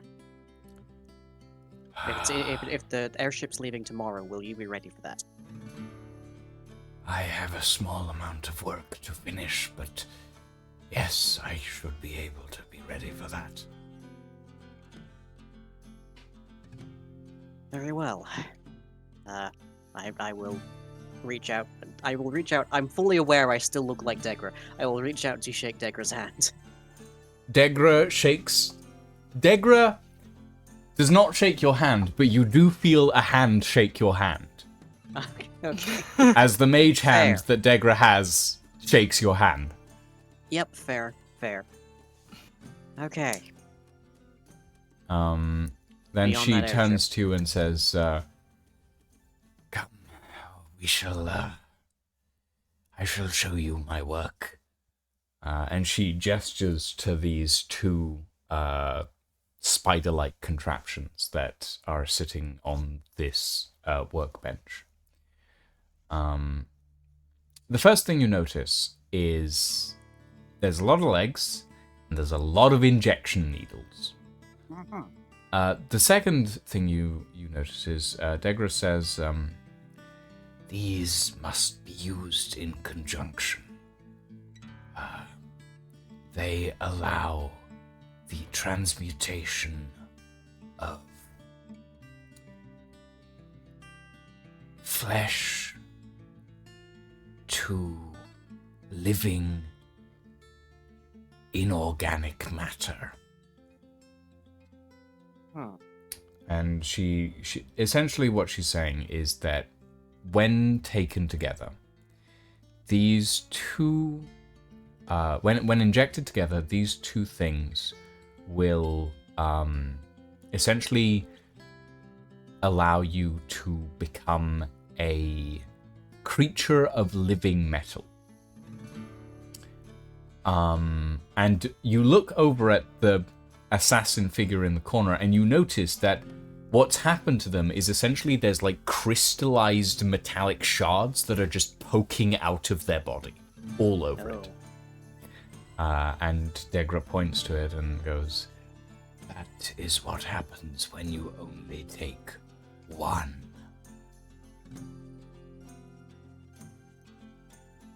Okay, so you only take one, and then you get Lady Deathstrike and Wolverine Origins.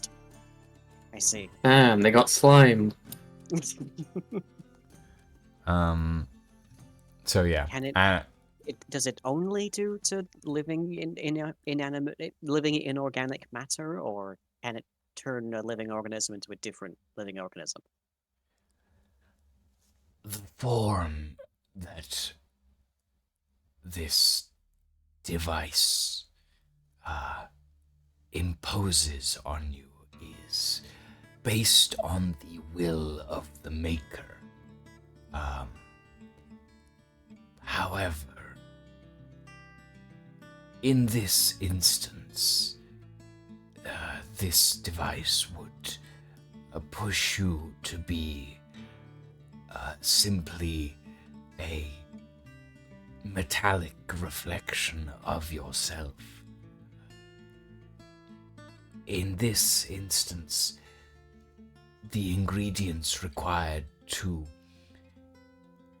enforce a different form would require samples of a being with that form. And dependent on the size of that form would require additional matter. Right. Is there any way we could possibly bypass that need, or at least ameliorate it? A need for additional matter?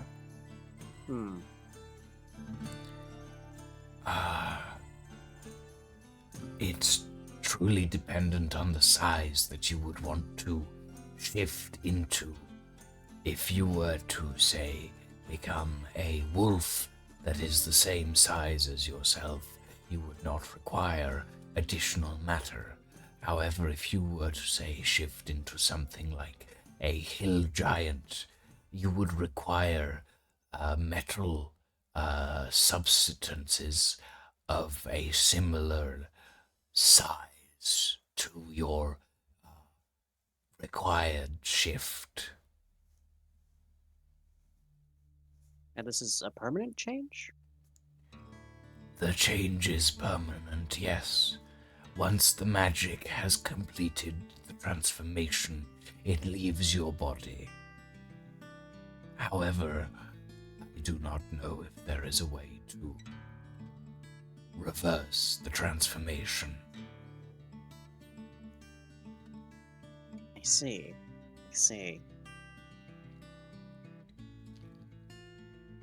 Darren is mainly just doing like flappy hands in their head at the moment. Because hey, this is the strongest lead I've had in a while. I'm trying to think if it would be a good idea to show the God Goo flask. It's up to you. Yeah, it is, and that's why I'm trying to figure it out.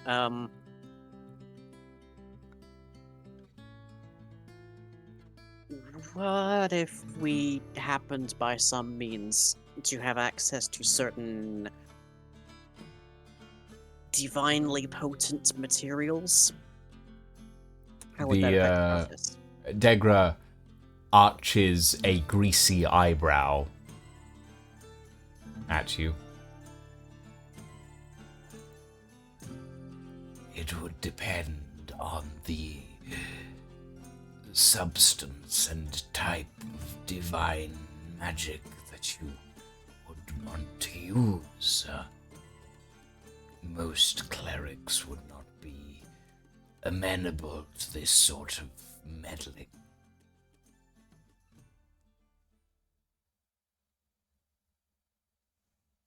Well, I'm just gonna reach out for at least one of these things. We have a few of these. What are you And showing them? I'm showing, oh god, what color are the vials? Was it blue and red or white and blue? I can't remember.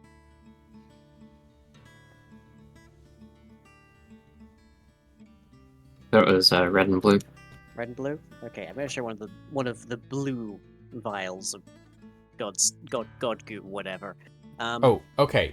You only have one divine vial, and that's the silver one. Okay, the silver vial then. Yeah, Okay. Essence of a God is what I've got. Mm-hmm. I'm going to like pull out the essence of a God and say, The ampule, yeah. yes, this contains certain materials that might constitute a fragment of a god. As you pull this ampule out, Degra's eyes go wide. She Now, immediately goes, "Put that away! Now, legend has Put it that- away! You do not want to show this anywhere in these lands without proper..."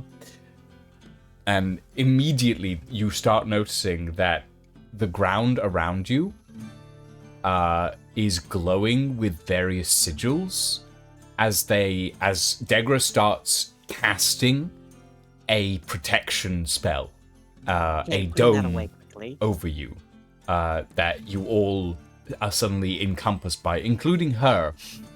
Essentially, there's a massive sigil on the ground that she chants, and immediately this protective dome appears over you. As she looks around, she goes, "That is a very potent shard of divinity. I do not know how you found it. I do not want to know. It is dangerous. It is incredibly dangerous. And if it falls into the wrong hands, there could be devastating consequences." I'm not even sure if it's the most dangerous thing in my pockets right now, but could that assist in the transmutation of someone into a dragon?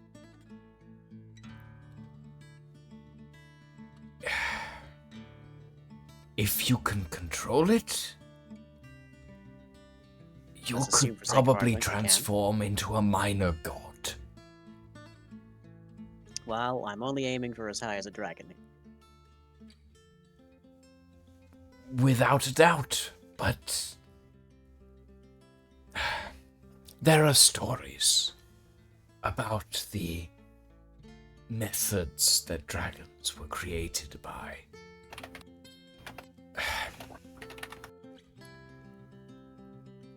But not all of them end well. Yes, I'm well aware.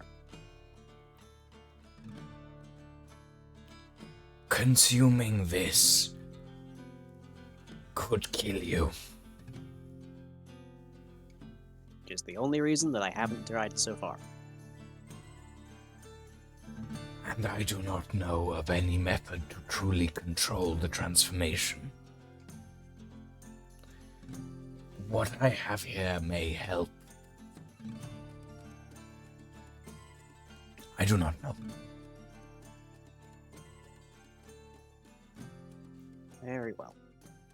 We are nonetheless going to assist you in your flight of the city. Thank you. Thank you. We shall... They grab the two spider-like devices and push them towards you and say, I can recreate these as I need to with the appropriate time. But you may find these useful in the future, if not for yourself, then perhaps for others. Much obliged. Hopefully we'll be able to talk more after tomorrow. You can add a vial of a injectable vial of living metal and an injectable vial of possibility to your inventory. Okay. What is the injectable vial of possibility? What is the injectable vial of possibility? It's the silvery liquid that looks like it's defying gravity. Ah, right. Okay. The injectable vial of living metal is the dense-looking liquid that looks like it's increasing gravity around it. Okay, understood. Are these the same thing as the essence of a god, or is that something different? No. The essence Okay. of a god is something Essence of else a god. entirely. Okay, right. Okay, right. Would it help if you were to be seen leaving the premises today? Or should I drop the disguise? It would be best to be seen leaving tomorrow. The closer my departure is to each other, the better the distraction. Agreed. Okay, dropping that and burning it again to be Dargan. Mm-hmm. I would offer you a place to stay, however... And they gesture to the mess that is their small shop.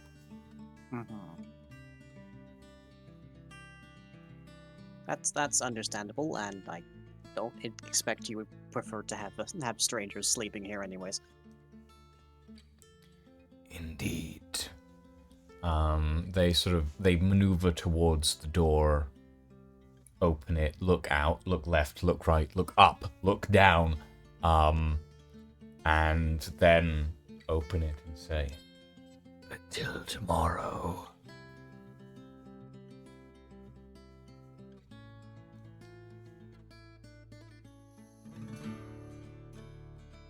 Right, off we go, I guess.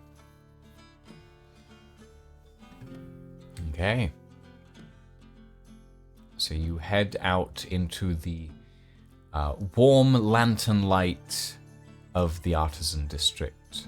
You hear the door close behind you, the multiple locks clicking back into place as you walk out.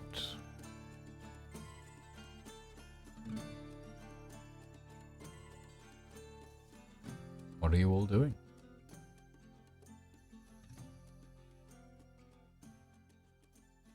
Deep breaths. You're right there, Darren. It's been a day. Let's find somewhere to sleep. All right.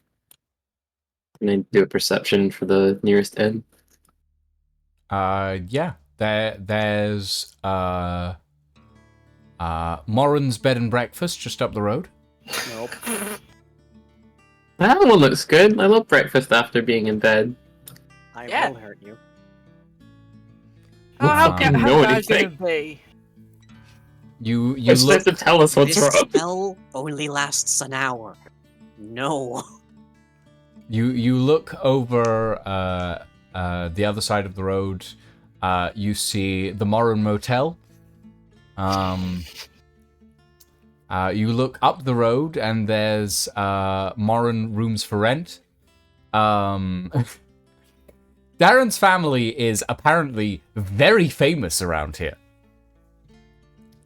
You can always go to sleep and recast it in the morning.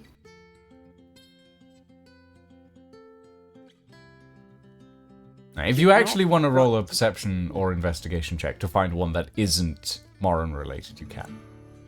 If you want to roll perception, Darren. Please, God. You only got a measly +7 to investigation. That is a... If it's investigation, it's 19.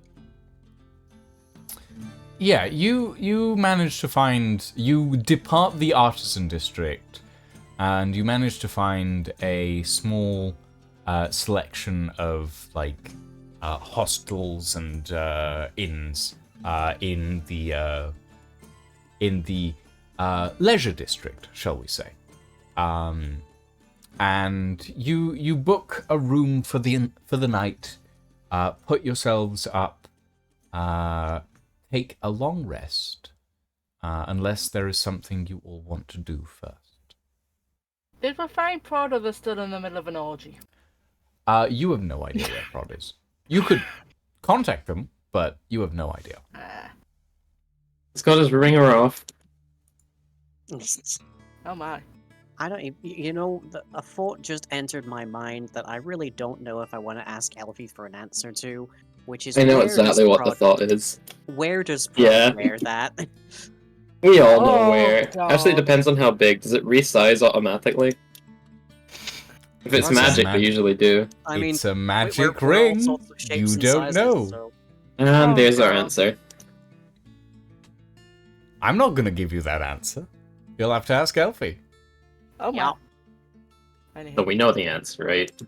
It's Yeah. absolutely going to be there, isn't it? Yep. 100%. If Elfie has the opportunity for it to be there, it's going to be there.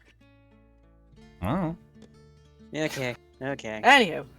Also, is it Ekron's magic shop a place of a bob? Has there an Oh yes, Ekron's around? Ekron's shop here. Is Yeah. Ekron's shop in Velostov? That's a very good question. Roll me an investigation check. Yeah, fuck. What's my You go, Darren. investigation? This is me again. The curse of the highest ability score. me who cannot roll lower than 19 on investigation. Yeah, go for it. Okay. What do Yeah. your special eyes see? Oh, there it goes. 19.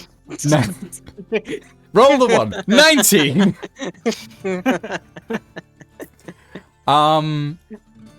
You do not see an Ekron's Wonder Emporium in Velostov, God damn. as far as you can tell.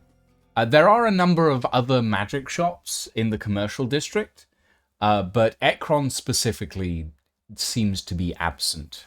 At least there doesn't seem to be a branch of Ekron's here in Velostov. Damn it, I need arrows. Are you running low on ammo? I have one lightning arrow left. Hmm. And the 5 poison arrows stuffed in my leg. No, because those regenerate. Yeah. Okay. Okay. I mean, there are a number of other magic shops around, but Yeah. like, there's a number of general stores as well if you want to stock Like up on something as specific. much as I don't want to be here currently, there are some genuinely good artisans here who are worth giving your money to. Like there's some very good like small independent artists around here that are really good at supporting. Yeah, like What's where that would artist you alley? recommend? Where would you recommend that people go here, Darren? Oh, I mean the obvious place to go is Claire's. Yeah. We're going to Fantasy Claire's, Oh, Yeah, no. right next to Fantasy Sephora. Yeah, Claire Chipoff, the magical artisan who's just down there and to the left, and past the third alleyway on the left, on the right. Does anyone want to go to Claire's? What does Do I Claire's have do? arrows? Claire's does like just magical items. Small batch, but yeah, it's like a magical Etsy. Magical ear piercings. Yeah, they can do that. So I think that was- who's I going to think that was one of Claire's? her big products way back when. Not sure, I'll go to Claire's, why not? Yeah, why Okay. not? You all enter into Claire Chipoff's. The name of the store is Claire Chipoff, but it's like people have stolen some of the letters, so it just says Claire off. And you enter the store. First thing you see is a young dwarf with their head like in a vice, as this older dwarf lady, perhaps she's wearing a very voluminous ball gown, is standing on the counter with like heavy work boots, with what looks to be a rivet gun of some sort, holding their ear, and you hear a ka-chunk and a scream, and then Claire goes, "All right, up you get, off you go." Oh, that brings back memories. And the dwarf who has like their ear is just bleeding. They have this massive earring now embedded into their ear, and they just whimper as they walk out the door. And she turns to you all, holding like this big nail gun, basically, in one hand. She turns to you all, one boot still up on the counter, and goes, "All right, what can I do for the rest of you?" Perhaps put the nail gun away, please. Nail gun? Well, this ain't a nail gun, darling. This is a piercing gun.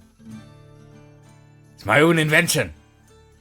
She drops it down For onto the... Dragonborn? Hmm? But for Dragonborn as well or something? That's a bit heavy duty. Oh no, this is for a dwarf. This is for a dragonborn. And she drags out this pneumatic piercing gun from behind the counter. That's like 3 times the size.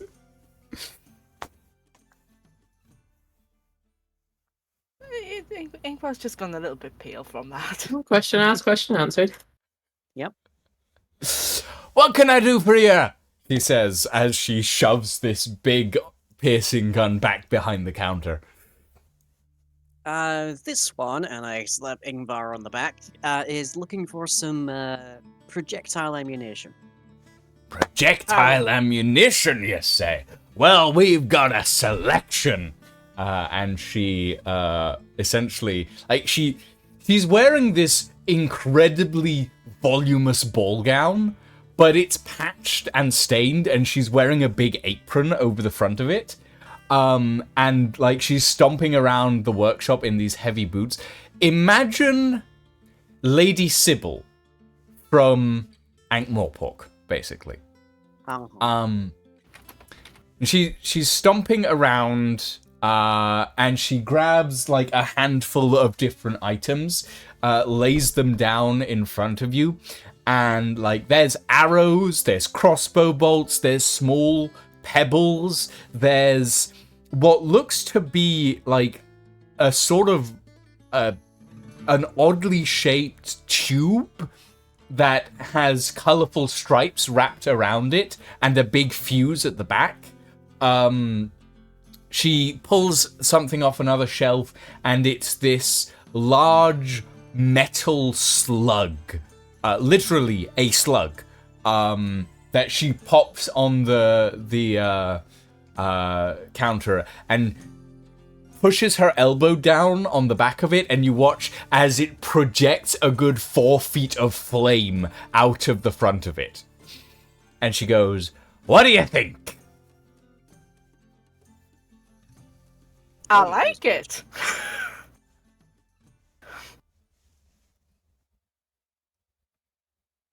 We have the flame slug. It's a beautiful piece of weaponry. And we have these lovely little pellets. These will electrocute people from a slingshot if you like that sort of thing. And we have these beautiful thunder arrows. Those are wonderful. They shatter on impact. They explode in a 20-foot radius. It's beautiful. And she goes through explaining all of these various items, and I'll give you a brief summary. You have the flame slug, which is a weapon. You have lightning marbles, which are for a slingshot. You have the thunder arrows, which can be shot from a bow. You have the bleed, the blood bolts, which are for a crossbow. But they essentially inflict bleed damage on a target, so it'll tick over the next few rounds. And then she pulls out a special sheaf of like arrows, and she puts them down, and they're like gold tipped. And she goes, "These, my darling, are my favorite thing here. These are exploding arrows." And there's like 4 of them in this small box. And you look at the card and it says 60-foot explosion. Nice. And then it in like tiny script underneath, in like the fine print, it says, "Do not use in proximity of friends." That's just a suggestion. Yeah. Kaboom. Kaboom. And Ingvar's eyes are just getting wider and wider as she explains all of this.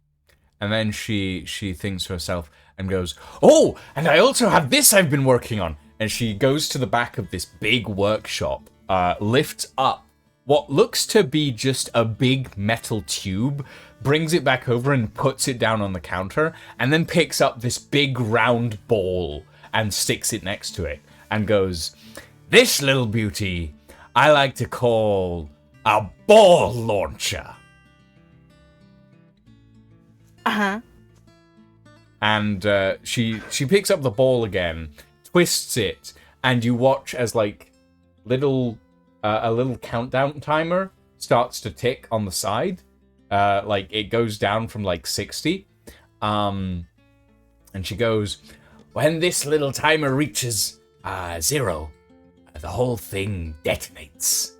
The launcher as well. Explodes. I love explosions.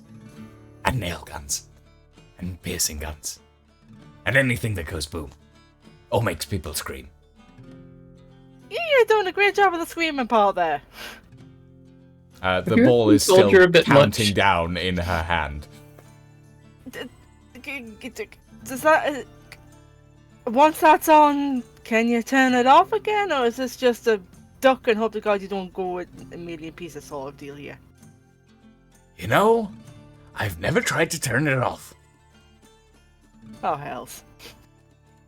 I'm just joking with you. And she twists it back and puts it back down on the counter.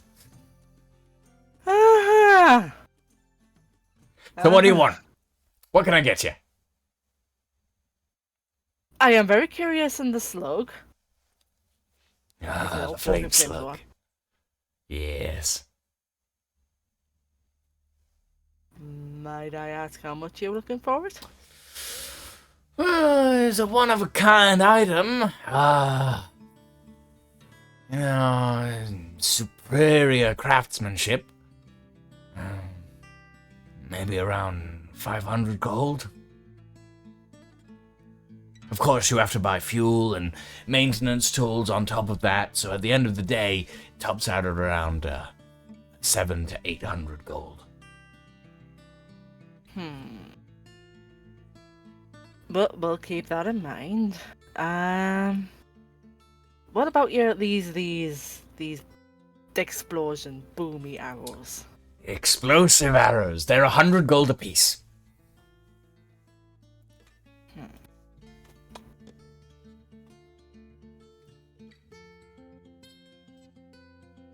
I could do 80. You drive a hard bargain. I can buy other. I could also go for the thunder arrows. Depending Tell you on how much. what, Mm-hmm. since you're a shrewd negotiator, I'll give you, if you buy them all, I'll give you them 90 apiece.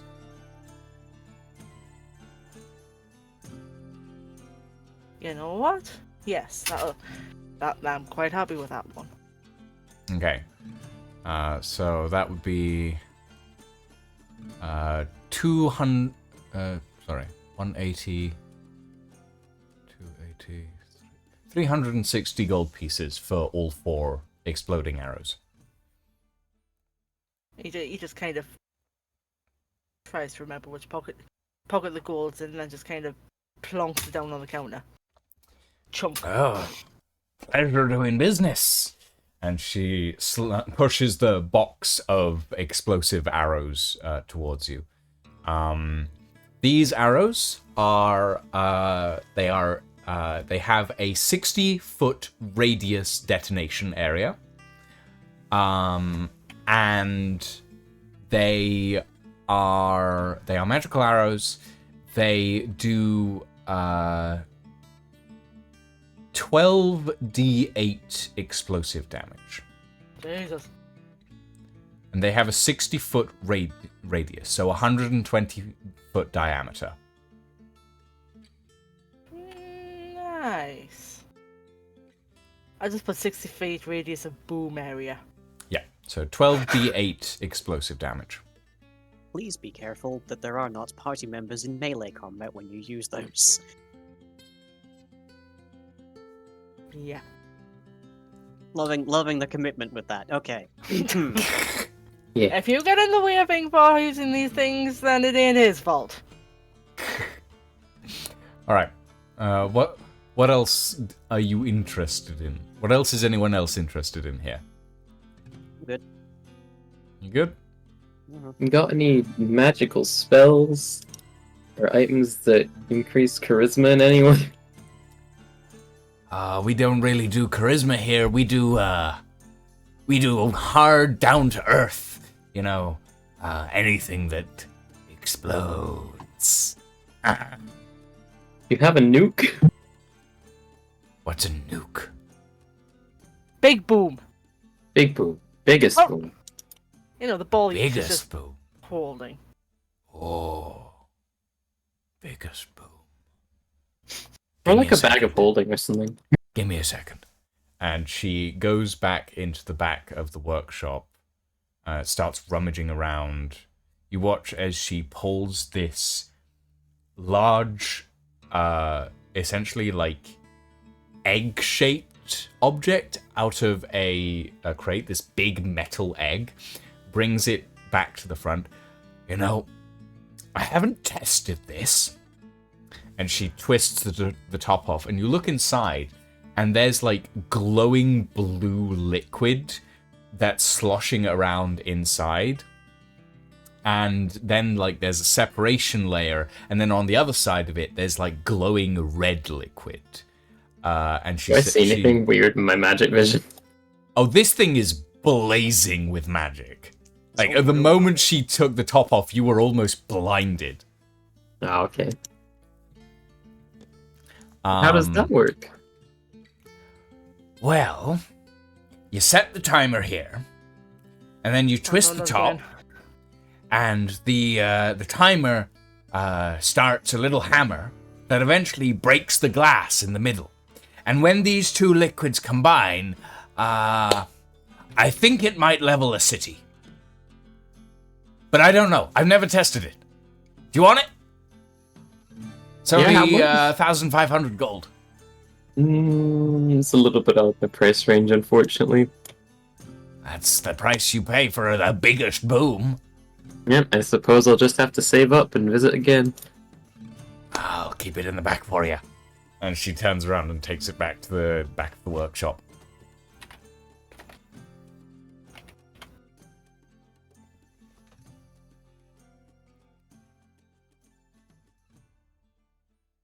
Anything else? It's everything for me. I think are we set? Is that everything? Ingvar? I was interested in them thunder arrows. Yeah. As Claire turns and walks back, she looks at the thunder arrows and goes, "Those are 50 gold apiece, if you want them." And how many of them were there? There's like 12.